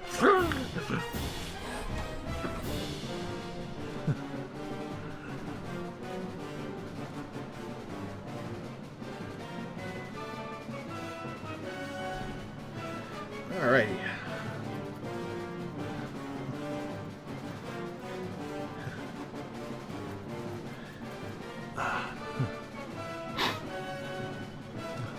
Cough, cough. Oh. You need a lozenge? I got some lozenges here. Yeah. Okay, lozenge versus cough drop. What? Yeah. Now we're getting into words that, you know, are different words for the same thing in two different countries. But, you know, that's true in lots of places. I mean, you don't go to France and order a Coca-Cola. You order a Coke. You know, the one of the two phrases. Yeah, the one phrase I know in French. Yeah, I took a semester of French, and this is literally the only phrase I know. Un coca, s'il vous plaît. That's me ordering a Coca-Cola. That's it. The only other thing I remember is une calculatrice, meaning a calculator. That's the extent of my French. Other than the basic stuff that everyone knows, like oui and ooh la la. But ooh la la is a more of an expression. That's like, you know, that's like an American going, you know, wow, or ooh. Actually, no, that's perfect. You know, ooh la la is no different than an American going ooh. It's not a phrase. It's not something you say. It's just, you know, something.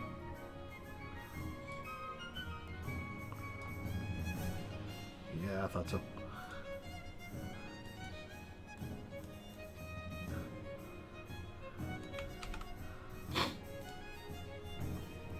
So that would be clock center.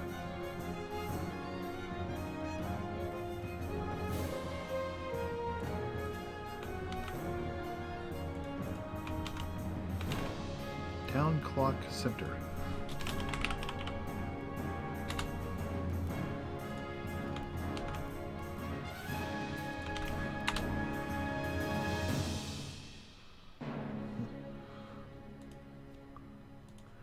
And let's see, what else is there? Well, I know a little bit of German. I know how to count to 3. It's eins, zwei, drei. Let's see. I do know a phrase in German. I'm not entirely sure what it means. And for some reason, it's completely out of my head right now. I couldn't say it if my life was in danger.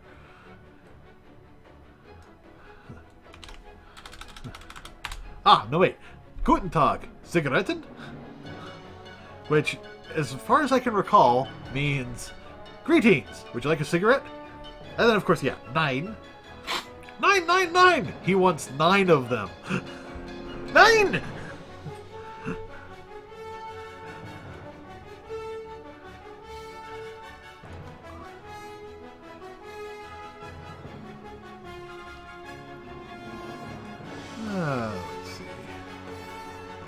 so that just gets, mirrored all to hell, doesn't it? Let's pop in the viewport 2.0. Yes, I believe Denki does mean, like, thank you. I think that's Japanese, though. I could be wrong. I wouldn't mind being wrong.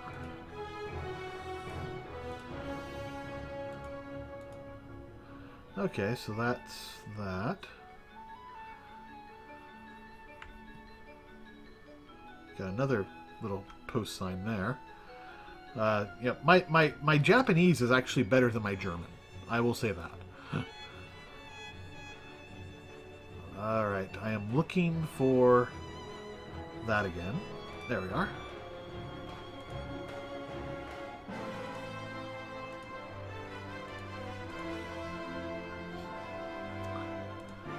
Yeah, in Japanese, I can hear it and I can understand some of it.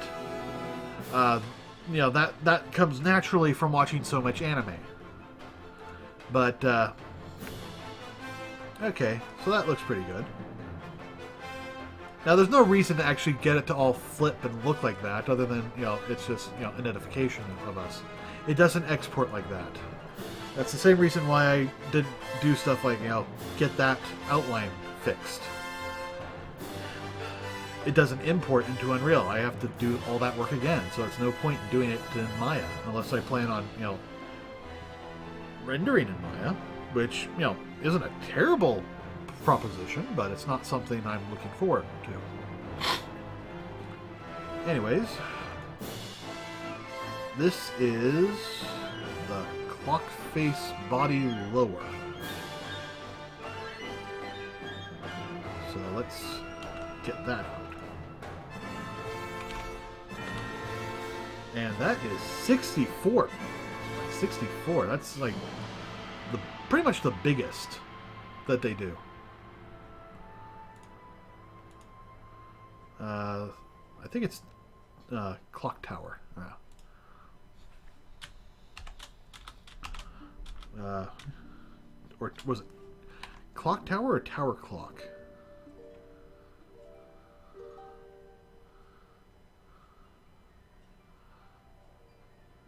Tower Clock. Because I didn't see it in the seas. Tower Clock. Face lower. Kinda. Yep, Tower Clock. Sounds like Terror Clock. What did you do? I got woken up by a terror clock. What did it do? It frightened me greatly.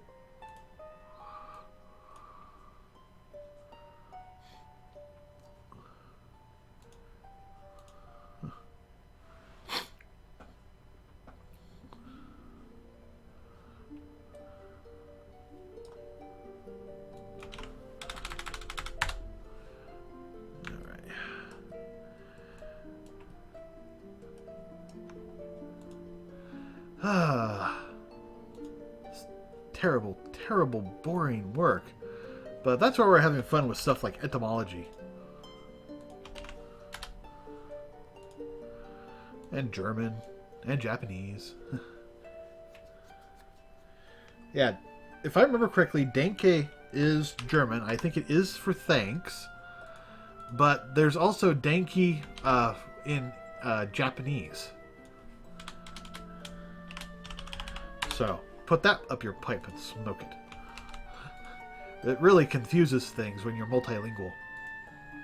Of course, when you're multilingual and you hear Denki, and your first thought is to think Japanese, but then you can realize, oh wait, this person has a German accent, or no accent. Maybe they're speaking German. And then you realize the words around them are Japanese, and you're like, no, it's Japanese. I was right the first time.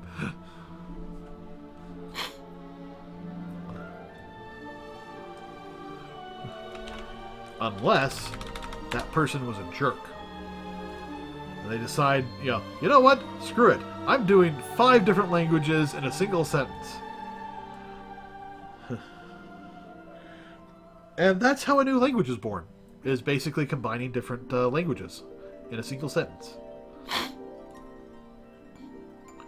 Of course, language is pretty fluid to begin with. Alright, so this is the clock face hole.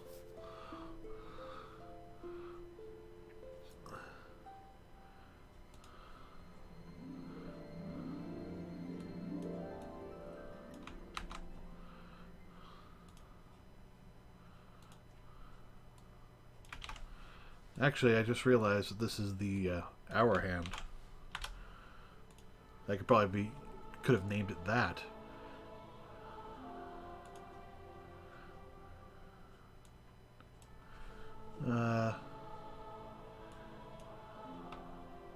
And yeah.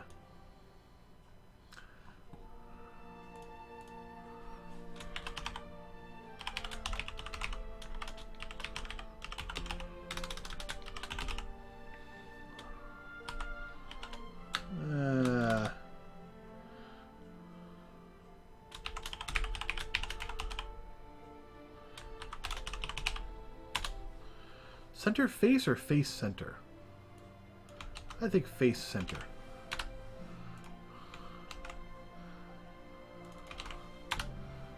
Yeah, face center. Although it's not really center, it's, you know, in the lower part or maybe even the upper part.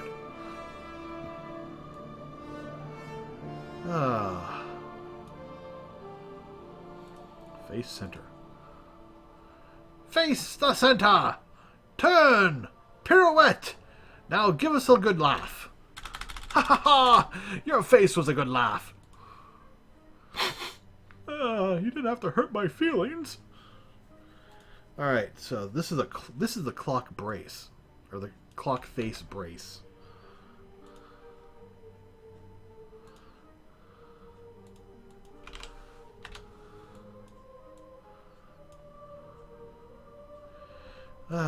All these little textures.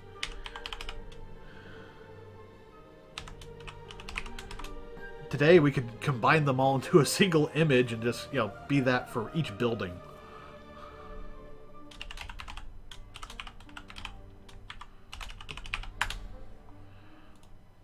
And probably save a bunch of, you know, pixels and everything else to boot.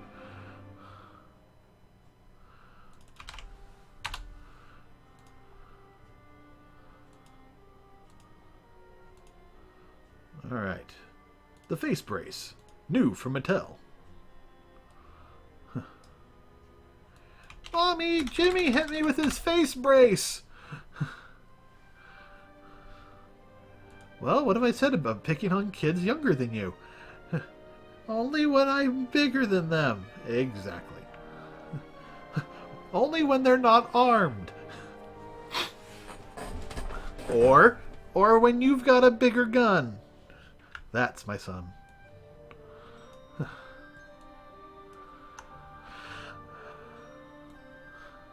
Okay, so we've now got 1, 2... There's a 3. So what's this one for? Because I'm curious on what this, you know... Frame?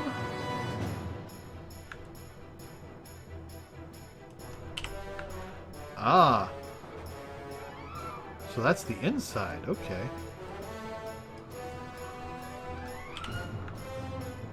Hey, look. Stairs.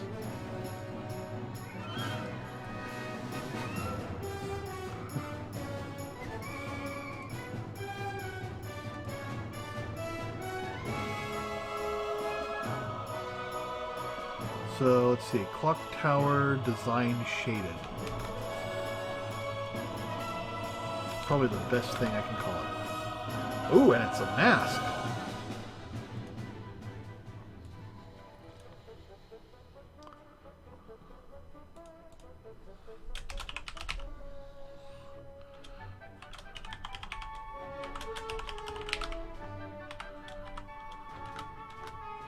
Design 1 shaded.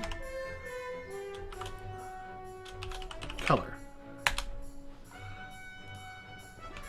Which means that the others are Design 1 and Design 2, respectively.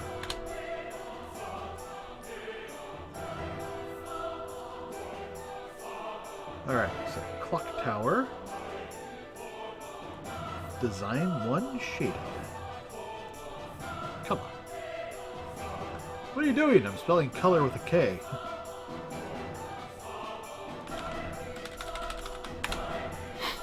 How dare you! Alright, so this is the other Design 1. The non-shaded one. Oh! Oh, I just screwed up. That's not color, that's mask.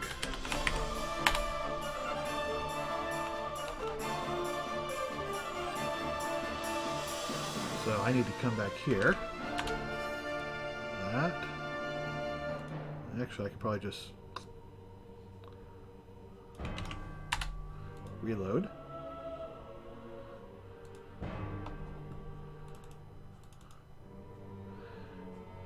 Design 1 shaded mask. Good. Oh, what was that? Huh! Thank you, Snail Fetcher. You're my first donator! Huzzah! And congratulations.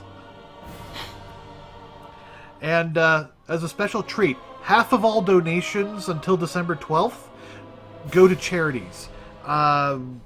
Which is the charity today? I think it's...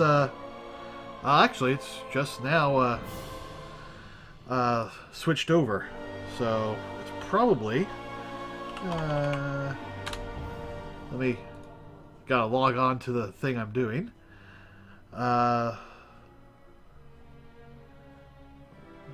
12 days of giving.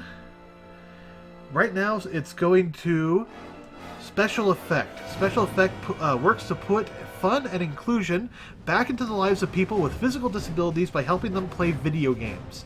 By providing access to technology ranging from modified joypads to eye control, Special Effect helps people to play the very best of their abilities. By leveling the playing field, they aim to bring families and friends closer together and have a profoundly positive impact on therapy, confidence, and rehabilitation. So, half of your donation went to that wonderful charity. So thank you very much.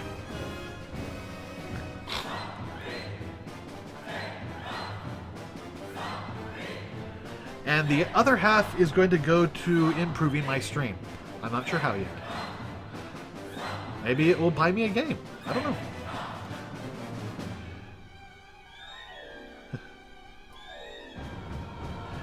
Alright, so where did my window go?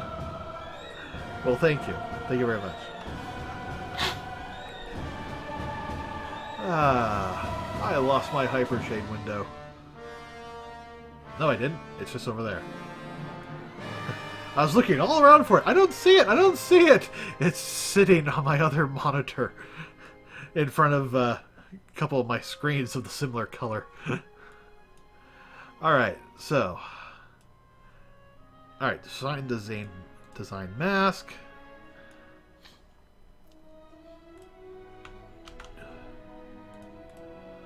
And this is the same thing, just no shaded. Because if you look, they are identical, except for shading. So that's going to make it much easier when we redo the texturing. Because I can just do one, and then add like a damage onto it, or something. At any rate, need to copy that, and now we will apply it to this. No!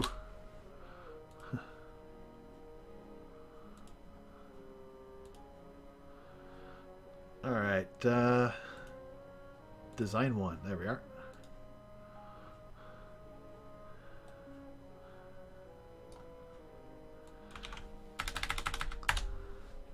Let's see, what's on... Okay, this is starting to bug me now.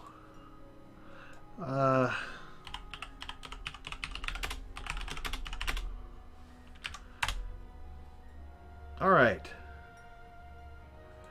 Etymology of turn of phrase. So, origin. Turn of phrase is a commonplace but rather odd express. Yeah. Ladies are, or at least used to be, sometimes described as having well-turned legs, thighs, ankles, but that derives from an illusion of the symmetry and precision of wood turning. Okay. So, basically, it's going back to, the precision of women, or how, precise and wonderful their legs are in comparison to woodworking. Which, I mean, it just means it's so finely well done that it could have been, a turn of, like, turned, wood on a lathe and just perfectly, made. So it's a phrase. There's exactly no definition.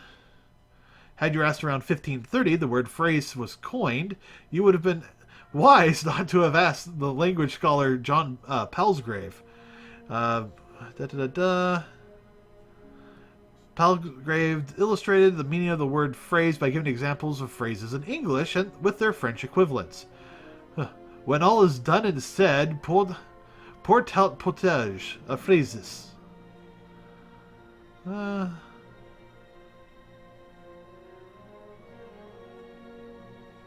So, a phrase was a style of speaking or writing. Style meant of beauty, and style meant of beauty of expression. We can now interpret a fine turn of phrase as analogous to a skillfully crafted piece of wood turned on a lathe. So that's where a turn of phrase comes from. It's, basically comparing, a phrase that's, finely crafted and honed as much as a piece of wood. So, now that we know that,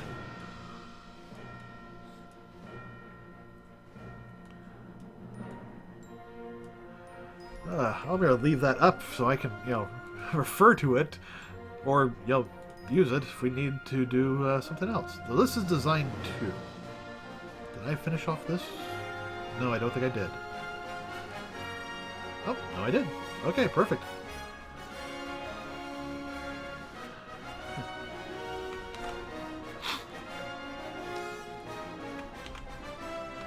Yeah, gotta keep yourself entertained when, doing mindless, repetitive tasks like this. But the good thing is that, once I'm done with this particular section, that's it. All we have left to do is, massive amounts of, this is the hardest part of the cleanup. After that, it's creative cleanup, where I'm actually going, okay, do I need this? Can I pull this out? Can I make this usable? And it's not so much the monotonous copy-paste, copy-paste. Which is what we're at now. But, by doing this here now, it means less work for Unreal Engine. And also I can, be doing this, I can export out of Maya a lot cleaner files.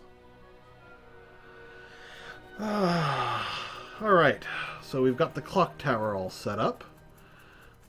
Well, except for the clock tower symbol here.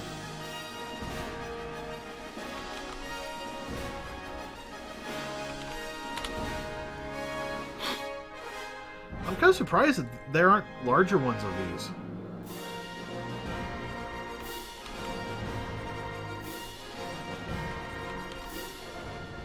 Exit basement.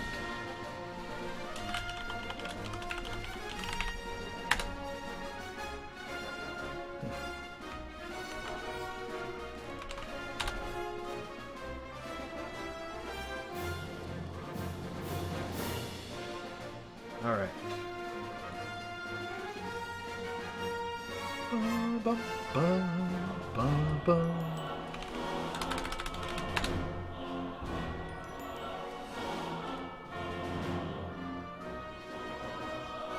Okay. We could work on the bird. What is this, though? I have no idea what this is.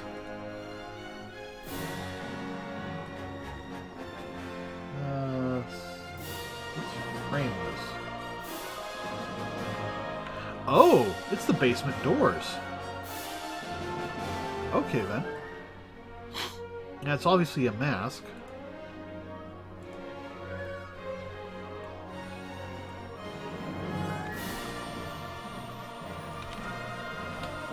Yep.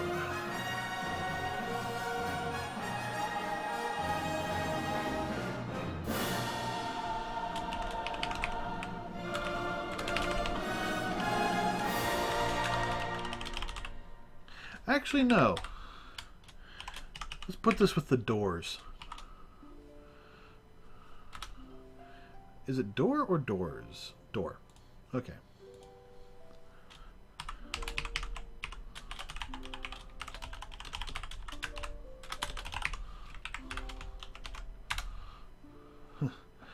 Yeah, at 64 by 64 pixels, that's a big door. But, you know, then again, it's like, you know, double of, you know, the width of all the others, so it's actually, you know, double the width.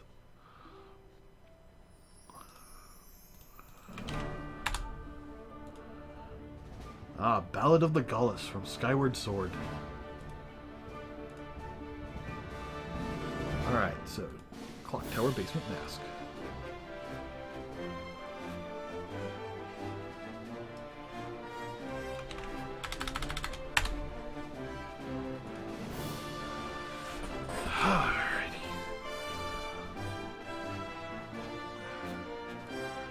Okay, that and that.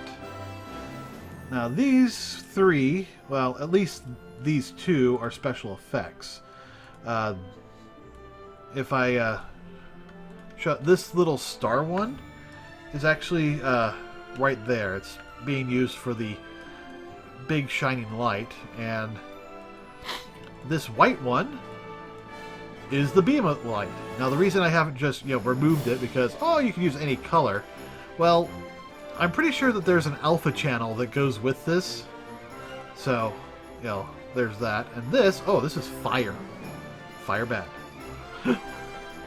No, this is the mask used for fire. Although I don't know what the texture being used for it is. Because if we actually load up the emulator. Yeah.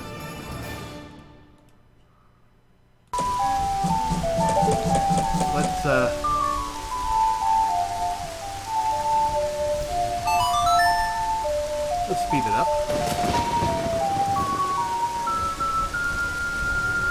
Quickly, Song of Double Time. It's amazing that I still remember all of these after all these years.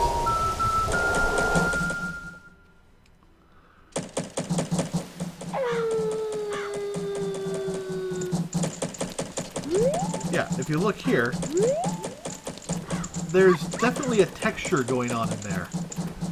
Yeah, I'm not sure what, but it's a very clear texture. This, however, is definitely not that texture. It's more like this is the alpha channel being used to mask this, and there's another mask on top of it. Now, it could be that they're just, you know, putting a color on top of, they're using this as a color and modifying, like, you know, the water. So that, you know, let's say that they are using the water.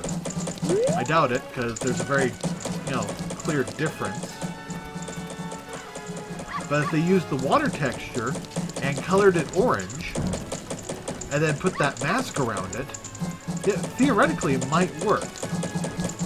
But again, I don't know where this texture is coming from, or, you know, where it is. It doesn't export when I do it. I mean, here, let's give that a quick shot.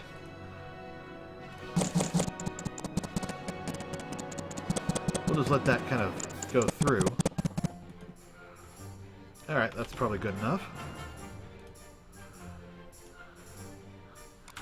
Let's clear, and we will sort by time.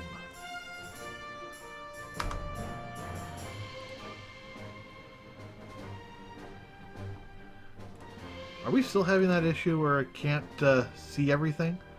Because there's already 4,000 images in here?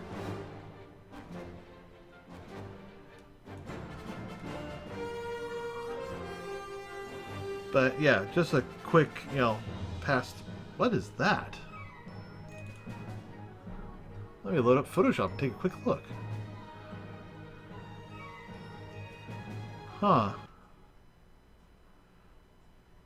Come on.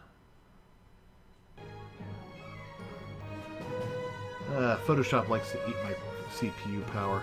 I've got a pretty decent CPU. I don't know. Maybe?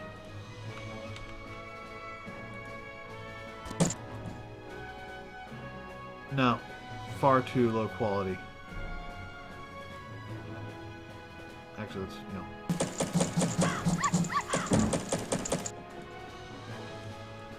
There, this way we can actually, compare it live. I can close that now.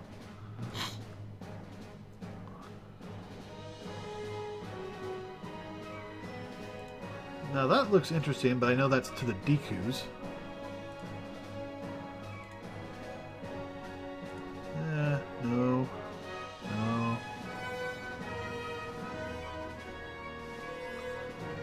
Well, I don't know. Maybe, no.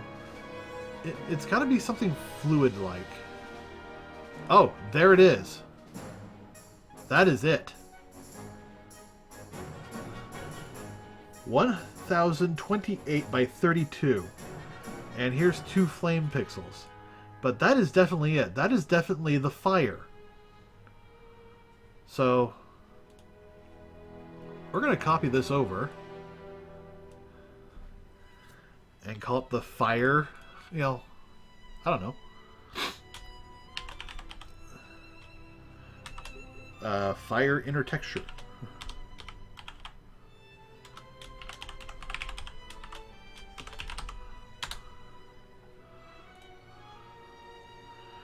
And this is just the, fire mask. Yeah, it was kind of interesting. I just suddenly found it. It's just, there it is. So this is the fire... well, it's the mask, but it's a mask. So, fire mask?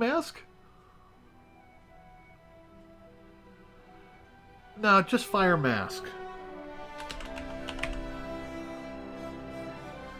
No. Torch mask. Torch flame mask. That's what it is. So, we now have the fire texture and the flame mask. I am not entirely sure what that's to. But that may be something we do later on. So we can close that now that we found that. And hey,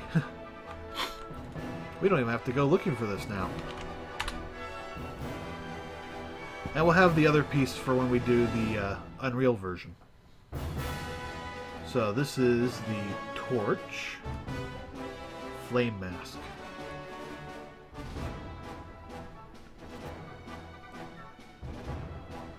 And again, because complex things don't transfer over, no reason to really work on that.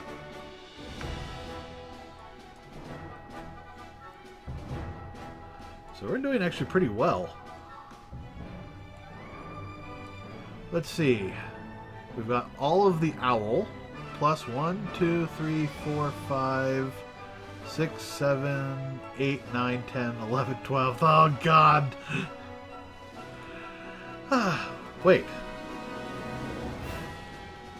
Here two are the same image. I missed one.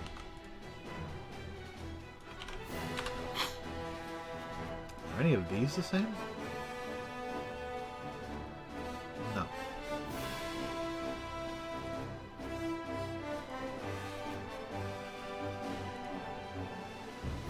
One less to do.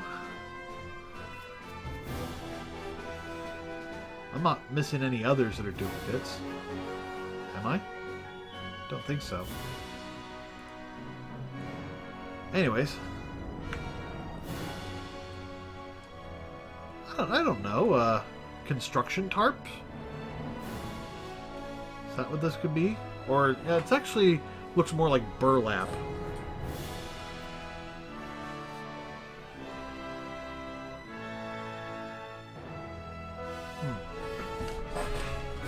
Yeah, I kind of feel like it's a cloth or burlap, but tarp might be an easier one to easier name to use.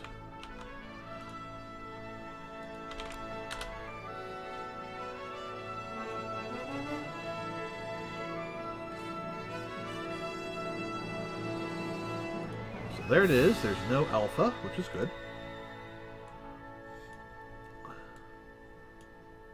Yeah, I'm just going to call it construction cloth.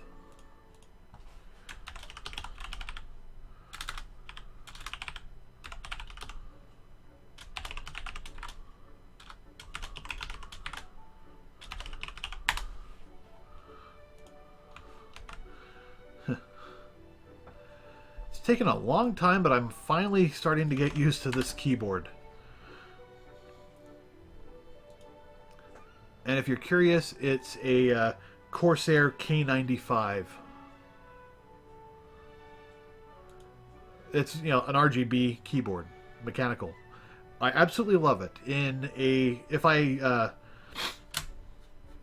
had to do it over again, starting out, I definitely would have not gotten I would have gotten a K70 RGB. Basically, it doesn't have all the macro keys on the side, but now that I've started streaming, I use these macro keys literally every day. So,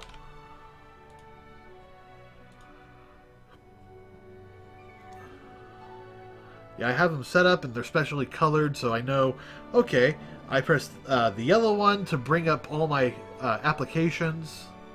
I press the green one to start recording. I press the blue one to go to the program. I press the green one to get close to everybody. I press the purple one to mute my microphone. And I press the orange one to go AFK.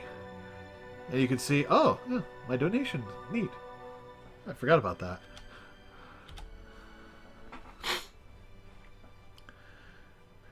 Although I will say this, the hardest thing to reteach myself was going to having my hand automatically go to the edge of the keyboard and do Control C and Control V. I had to, basically force myself to move my hand in to do it, into the keyboard. Now it's, pretty much, I'm pretty much used to it. I still occasionally hit a, bad key or a duplicate key.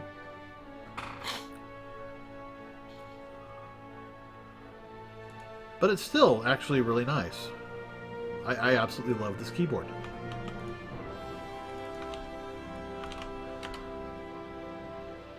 Oh yeah, it's, absolutely wonderful. I mean, you're seeing it upside down. And it's loud as hell. And it uses up 2 USB ports. But, one of those is for data, one of them's for the power of the lighting. Do I have this? Yeah. I have it maximum brightness. Good. But it's, it's nice. It's got, a speaker wheel. It's got a mute button. You can have up to 3 different memory combos. All in one easy to use keyboard. Again, it takes a little bit to get used to the offset. But yeah, it takes a little bit to get used to the offset. But once you're, I could have sworn that was bigger.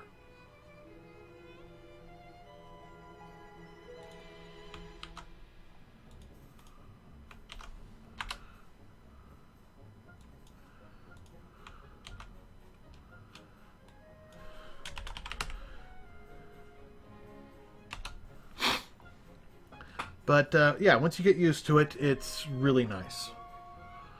I mean, I don't even hear the loud clicking anymore.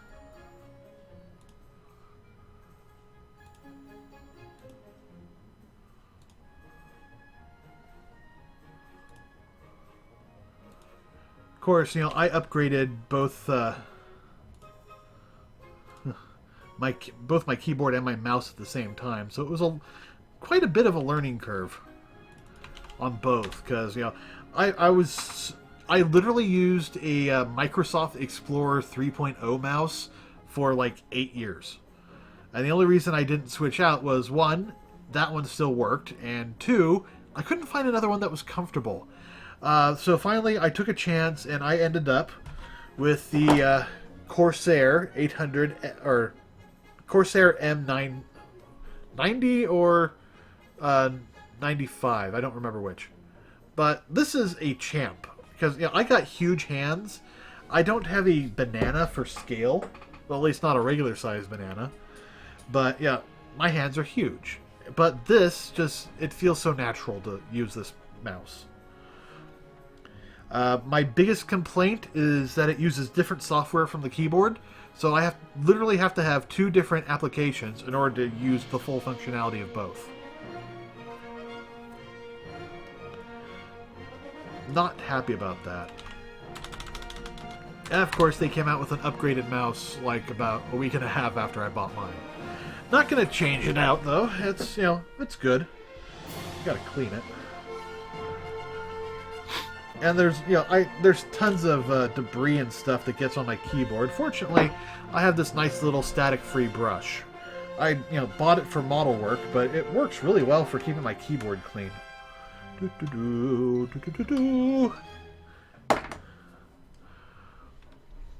Okay, where were we?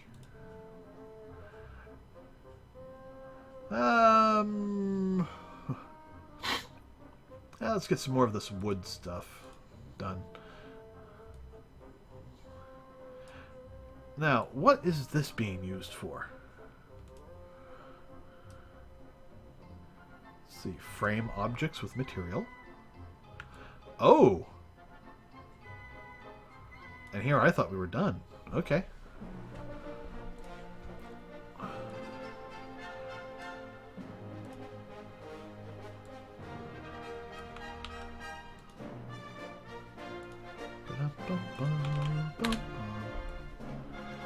Clock tower landing pad.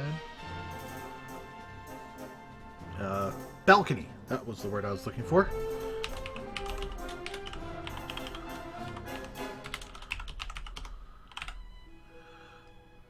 Balcony. Is it balcony or baloney? Or bologna bacon. Balacony.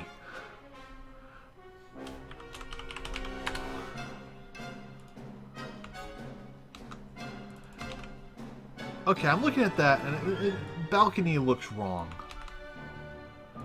So let's, hello, Google. Yeah, it's not balcony, it's just balcony. And color needs to be capitalized. Have I no respect for